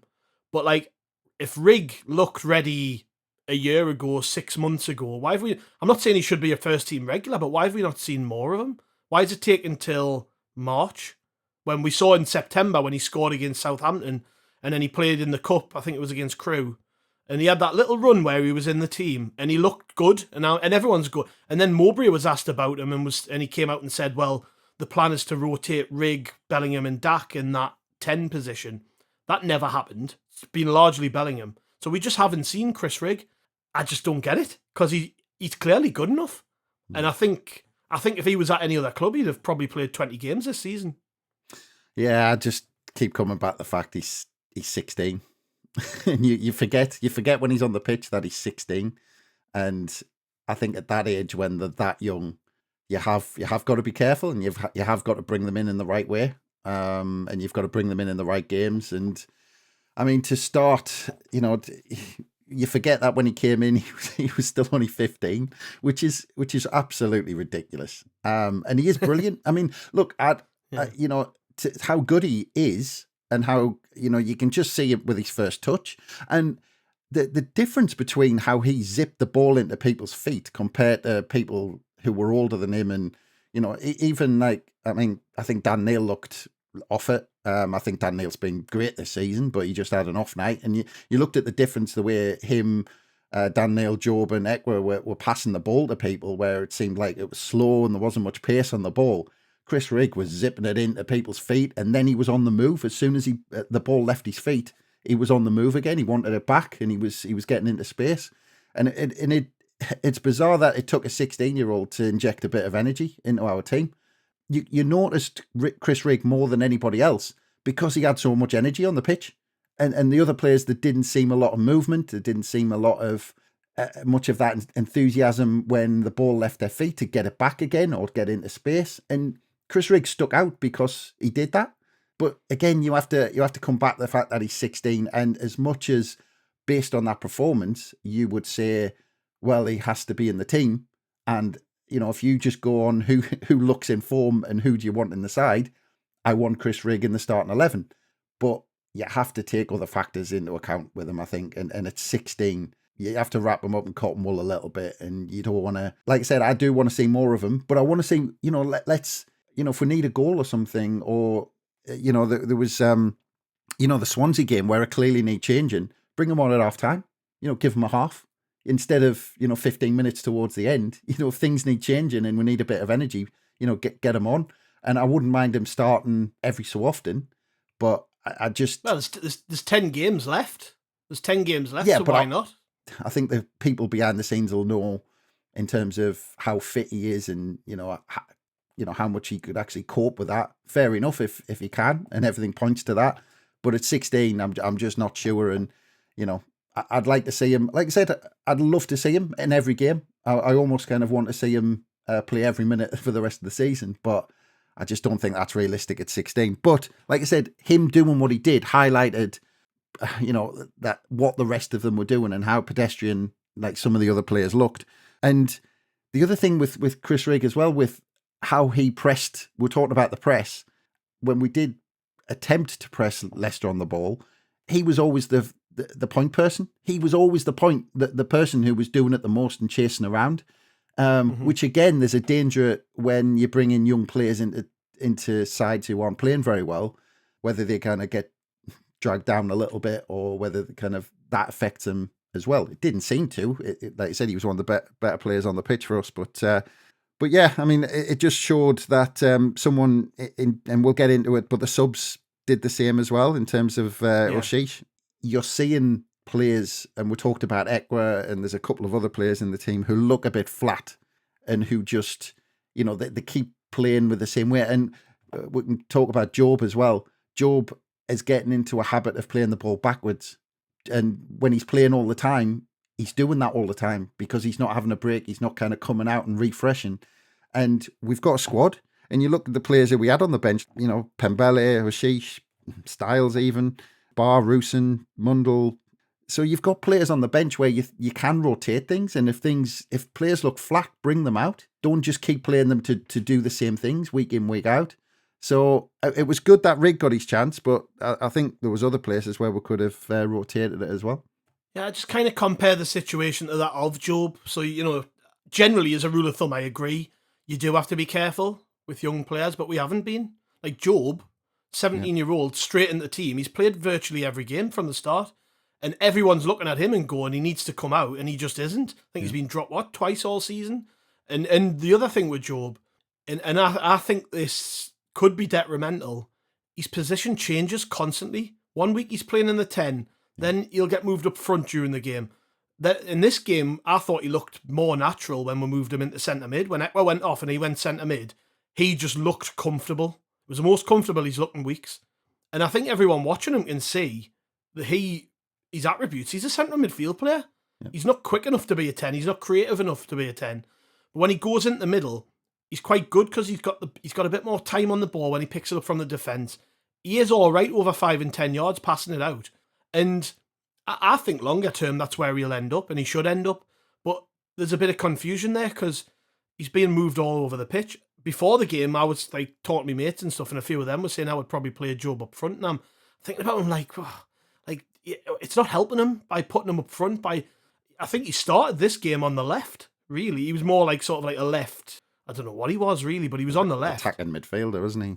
Yeah, so like that can't be helping. Yeah. But I just think while I agree with you generally about how we handle young players, the evidence points to them not doing that with others. So I don't know what they're going to do with Rig, but I think for him, the fact that he's highlighted deficiencies in others makes him valuable now. He's got his first start and he won man of the match and everybody thinks he played well and it's going to be hard to drop him now.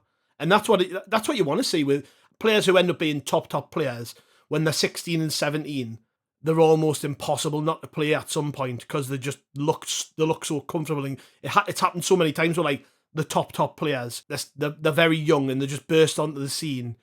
And they've got something else about them that other players don't. They might be matched up in terms of ability with other players, but they've got this mentality and a way of carrying themselves. They're almost impossible to ignore. And I get that. I've had that impression with Riggs since I first saw him. He's got something else about him, that swagger that I think Ekwa and Neil and Bellingham are good players, but they don't. He's got that little something about his character, which I can't really put my finger on, but I think that's what will see him in good stead at Sunderland and beyond. I think that's what the very top players all have. Yeah, but the thing with Job, what we're talking about is you're saying they probably won't do that, but I'd like to think that they're learning from, because what I'm seeing actually with Job this season is a little bit of mismanagement, because you saw him come out the blocks at the start of the season and he would look flying. I mean, at times he was one of our best players in that first part of the season and he's just slowly tailed off. Now, I just think there's a bit of mismanagement in them, as you said, playing him up front, playing him in the 10. And I think it's clear to everyone that he's a much better player when he's got the ball with everything in front of him. I don't think he can receive the ball with his back to goal. And if you put him in the 10 or if you put him up front, he struggles because don't get us wrong, you have to remember as well that he's only just turned 18 or fairly recently turned 18, which, I mean, it's amazing really that, how much football he's played and actually throughout the season, actually in periods, how consistent he's actually been. But he's so much more comfortable when he strides forward with the ball and everything's in front of him. And I think he struggles when he receives the ball because he can't cope with big centre-halves behind him. That's not his natural game anyway. I mean, that's a tough position to play for even someone who's experienced, never mind an 18-year-old lad who that's not his natural position, to have his back to goal with a centre-half behind him. But you can just tell his first touch at times has kind of left him, and that's not where he wants to play. He wants everything in front of him, and he wants to be able to make that late run into the box when he can see the player opening up. So, yeah, I think he's been mismanaged a little bit. And I hope that they see what they're doing with Job and they don't make similar mistakes with Chris Rigg, because, again, with Job having just turned 18, Chris Rigg's 16, and we don't want to be making the same mistakes with a 16-year-old. The bench you mentioned before, I think it's fair to say that there was an impact from the changes that were made during the game, and it was good.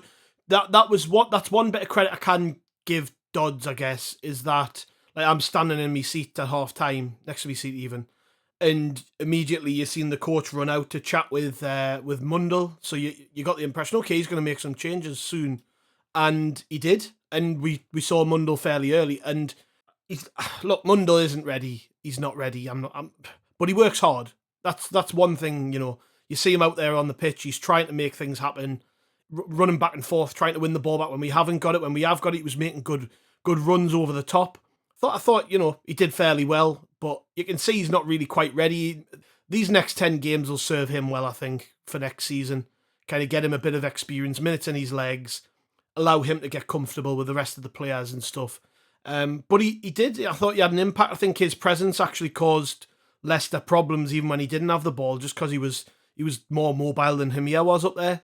And at the same time, and obviously Rusin came on, Styles came on, but that was fairly late in the game. But it was Oshish who really made a difference. And I think Dodds, and I don't watch all of the press conferences, so I might have missed this, but I think he might have been asked about Oshish during the week.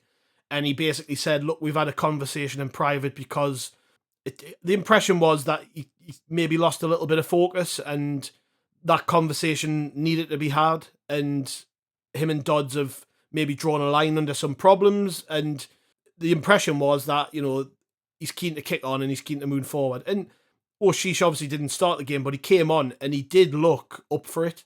And again, that's the kind of substitute appearance where you're coming away from it and you're thinking he should be starting now, because he genuinely looks like he's got something about him. He can make a difference. The best thing for me about Oshish's performance was he went looking for the ball. I haven't seen a Sunderland player do that for ages. Like, there's only really Ahmad in recent times where I can think of, like, a player who pops it off and then he moves and he goes looking for it and just wants it. That's a proper number 10 to me. It's not what Job does. And that's not a slight on Job. I just don't think he's a 10. But I think a proper number 10, that's what they do. They buzz around the rest of they're basically just there to link things up, to give options, to create openings and create space. And Oshish did that brilliantly. And the other impact he had was the set pieces, because Ekwer had taken all of them up until he came on. And Jesus, his free kicks and set pieces, they need to get him off them. But Oshish came on and they actually looked dangerous. The crosses and the free kicks he took. And if we were going to get anything from the game, it was probably going to come from something he did in the end. Him or Hume twatting one from 30 yards, as he tried a couple of times and came close, actually, to be fair.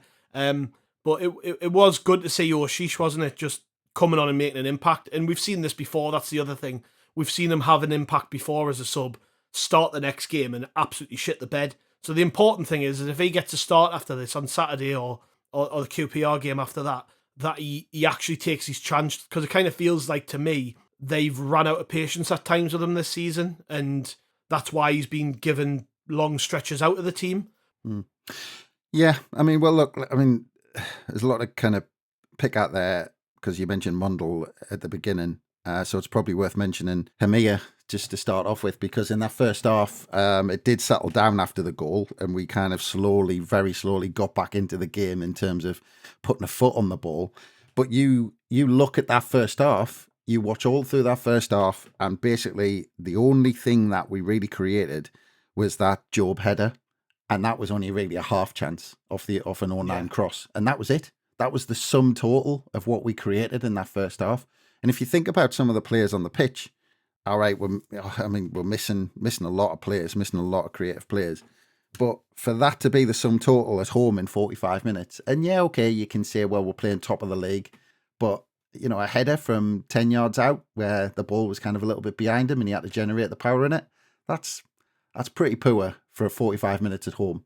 So look, that was a sum total, and the resistance or seemingly resistance to knock the ball in behind or look for one of Hemia's runs, because all right, I mean I didn't see tons of them, but there was a few times where I saw Hemia looking between the centre halves, and he was looking for gaps, and he was asking for the ball either over the top or through the middle, and the ball just was never ever played, even to mix things up, even to stretch the play a little bit to try and make Leicester think that the ball was going over behind. Because in the end, you've got a defence like Leicester's, and they're thinking they're just sitting there knowing that we're not going to knock the ball over the top, regardless of how many runs are made. And sometimes you have to mix it up a little bit just to get a defence thinking, okay, well, actually, at some point they might look for that ball because they've just tried it. So, look, I mean, I felt a bit sorry for Hemia again. At times, his touch wasn't quite there. At times, you thought, oh, actually, he looks all right. I think that you've got to remember how young he is as well. I think there's a player there. I think it's one of them that you have to be very patient with. And he wasn't ever meant to be thrown in there to play kind of 30 games and expect to get 15 goals this season. But I think there's a player there. We just have to wait for that. And then, like you said, it was around the hour mark, so it was about 15 minutes into the second half. Dodds just thought, well, I'll keep it the same for another 15 minutes, see how it goes. In typical manager fashion, they always like to give it 15 minutes into the second half for some reason. 15 minutes is the golden time in the second half to see if they should make changes. Then he brought Mundle on, but he brought Mundle on for Hemia, and you're talking about Mundle doing all right and looking lively and stuff like this. But again, we're talking about square pegs and round holes. We're swapping a natural, or left winger who likes to cut inside from deep and take players on, and we're asking them to play on the last man. We're asking them to play off the shoulder, and that's the job you would probably want Rusin to do. Well, this is the thing. I was just about to say, it's pretty damning if you're Burstow or Rusin sitting on the bench, and then you see the left winger being brought on up front. You're thinking, oh, hang on, they obviously think I'm a bit shit. Like the striker's coming off and the left winger's going on to play in his position. So now you're not only behind the striker who's just started, you're behind the left winger who's apparently favoured more than you to play in that striker position. So, I mean, it's signals to be sent to those strikers, isn't it? And Burstow didn't even get on. And like I said, we played that left winger. But Mundle looks like a cracking player. But, I mean, again, you wonder what his reaction is when Mike Dodds is, says, right, come on, then you're coming on. Right, what's my job? Right, you're playing up front. He said, well, hang on. I don't know how much he's played up front, but if he hasn't, if he's always been played as a left winger, he's like, oh, well, I'll give it a go then. Or maybe we're changing his position. But it just seems like it smacks of desperation in that forward position that we're bringing a left winger on who we're probably thinking, could be, if Clark's off, he could be our left winger next season, and we're trying to play him up front because we're desperate. But yeah, so there was that. And then you talked about O'Sheesh. If you're him over the last few weeks and you're watching some of our performances, and especially first half, you're sitting on a bench like in that first half and against Swansea as well, and you're looking at how much we're creating, and you're looking at the creativity and how much we're struggling to hold on to the ball. I mean, if you're him, you're banging on the manager's door saying, I deserve a chance. Chuck is in there. Yeah. Like you're I mean, if you're watching all those performances just like we are, and he's in a position where he can do something about it, I mean, I'm not surprised his attitude's crap, because he's wondering, how am I not getting a chance? And we've just been talking earlier on about players being tired, or looking tired, or looking that they're getting into the same habits and they need to be knocked out of it a little bit. And he's sitting on the bench watching it. I mean, I'm not if his attitude, or he's kind of wondering why he's not in the team, I'd probably have the same thoughts as him.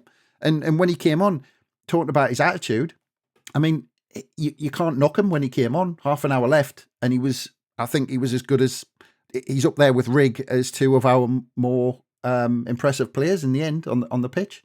He should be knocking on the door again, saying, right, you gave us half an hour. I kind of deserve to be starting. And he would have every right to have that conversation. So look, there's obviously that kind of forward position, but again, you look throughout the whole game, and we'll get on to the kind of the last period of the game, but I talked about the first half where all we created was that Job header. Second half, we resorted to long-range shots. And then again, just as we did against Swansea, last 5 minutes when everything got desperate, long balls into the box.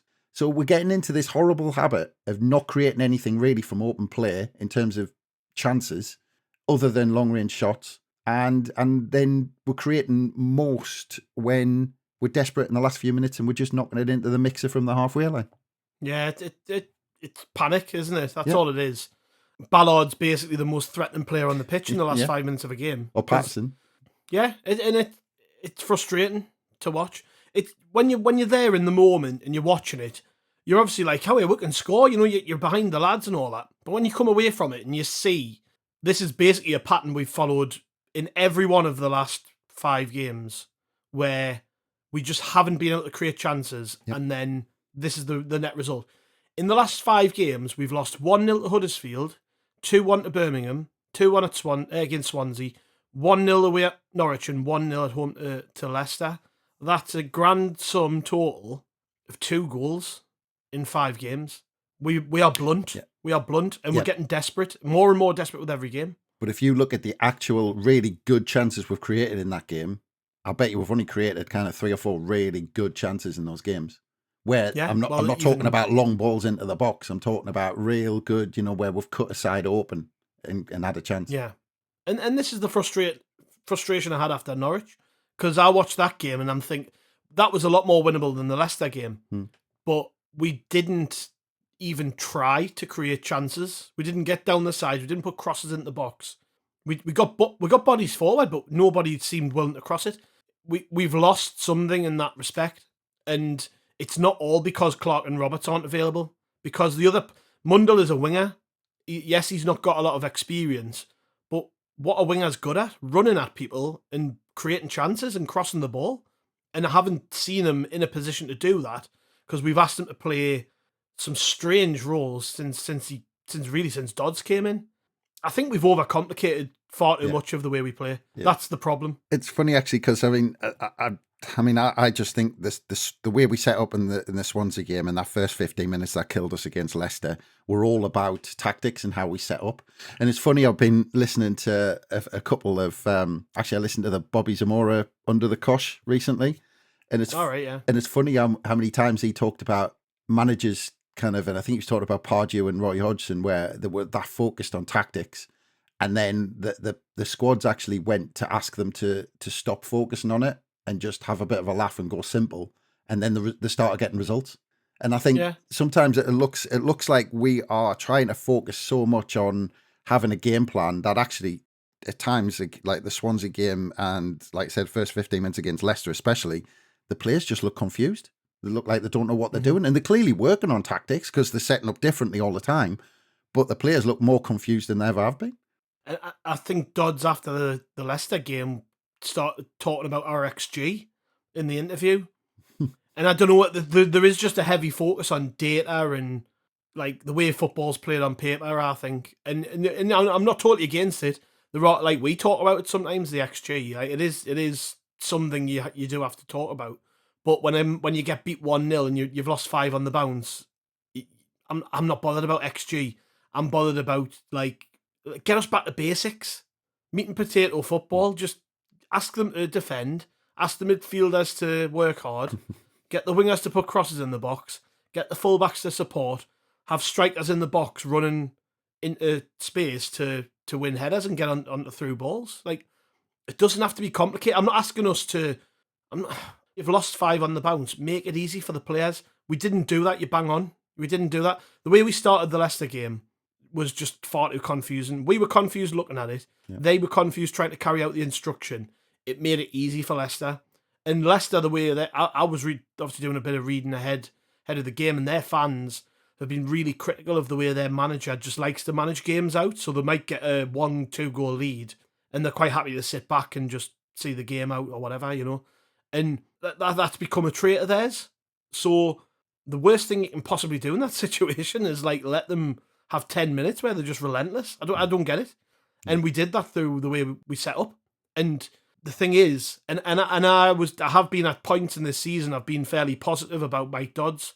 and his potential impact on the team. But I'm not convinced at the minute that, like, if they're grooming him long term for this job, which is the impression I've had, given the promoting him through the ranks, he's keep being put in this position.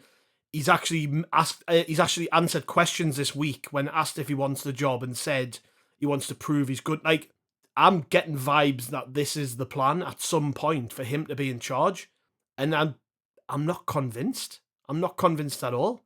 And he's got 10 games. Yeah. So, we're going to know between now and the end of the season whether he's anywhere near ready. And we could win the next 2 or 3 and everyone's really positive about him again. But he has to learn quick, because I'm just seeing the same mistakes in every game. And it's heavy focus on things in a situation where you've lost 5 on the bounce, you shouldn't be focusing on. Let's just get the lads playing football again and see what happens. You mentioned that about simple football, meat and potato football. The manager, the last Sunderland manager to lose 5 league games off the bounce. Moyes? Nope. Sam Allardyce.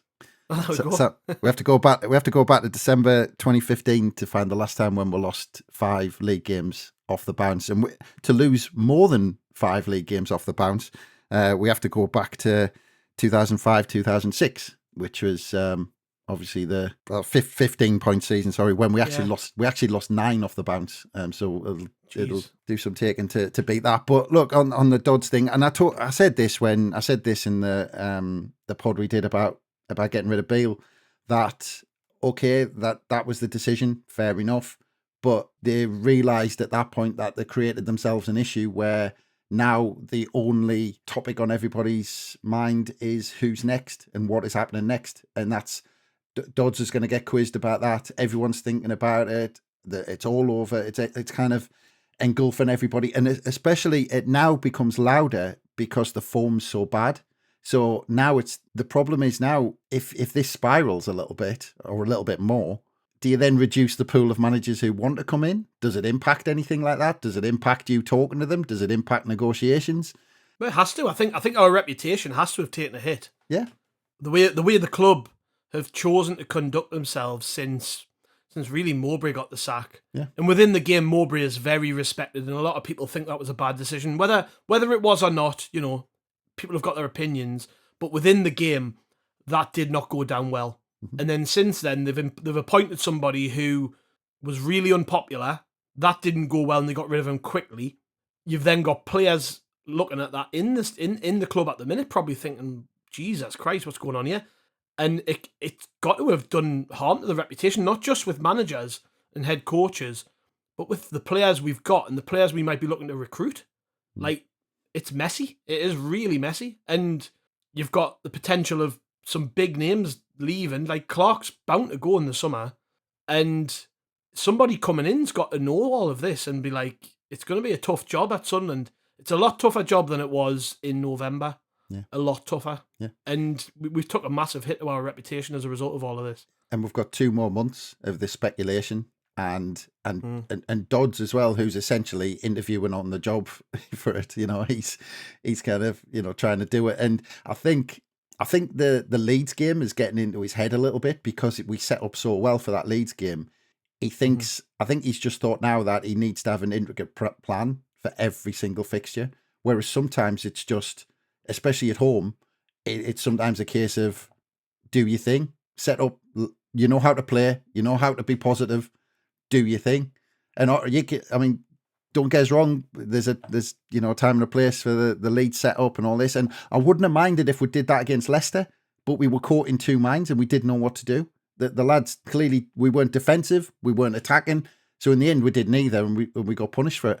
So does he need to be as clever? I don't know, but the fact is, like I said, the default setting is to say go back to basics, but.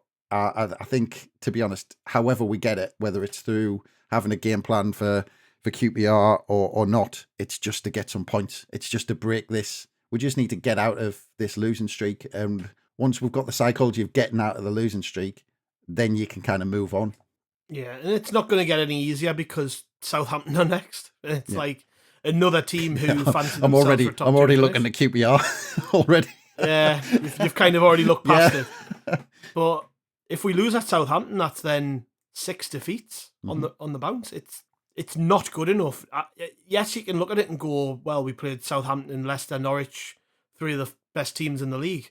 But prior to that, we didn't pick points up against Huddersfield, Birmingham and Swansea. So, because we didn't do that, we were playing catch-up. And I think you're right. It's now about, let's just break this cycle of defeats. And I'm not sure the way that he set us up in the last 2 games will win us any points at Southampton. And then you've got to go to QPR, or play against QPR at home, which you could potentially have lost 6 games, no confidence. They're going to be sensing danger, smelling blood. QPR just beat Leicester. They beat Leicester at the weekend. They've won the last 3. So QPR. Yeah. They changed their manager. They got rid of Ainsworth, went with a relatively unheard of Spanish manager, I think, Cifuentes. I might be wrong. Who's totally turned the place on its head and has them playing good football, has them scoring goals, has them organised. I mean, I'm not just looking at Southampton. I'm worried about that one as well. So yeah, we're just sitting here every week and looking at the games and going, where's the next point coming from? Because that's generally how I feel at the minute. I wish the season could just end now. I'm done. I really am. I'm just, so flat and disappointed, and I can't see what happens from here, but it doesn't feel good. In the pit of my stomach, I haven't got a good feeling about what happens from here, because I'm looking at the run of games after that, and it's like QPR, Cardiff, Blackburn, Bristol City. Then the run to the end of the season, you've got Leeds away, West Brom away, who are both going to be going for promotion at that point. Millwall, who are fighting at the minute.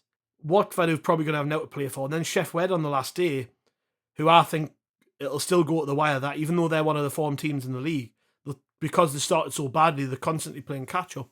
So you're looking at that last 10 games, and I don't know where the next point's coming from. I haven't got a clue. We need to break the cycle.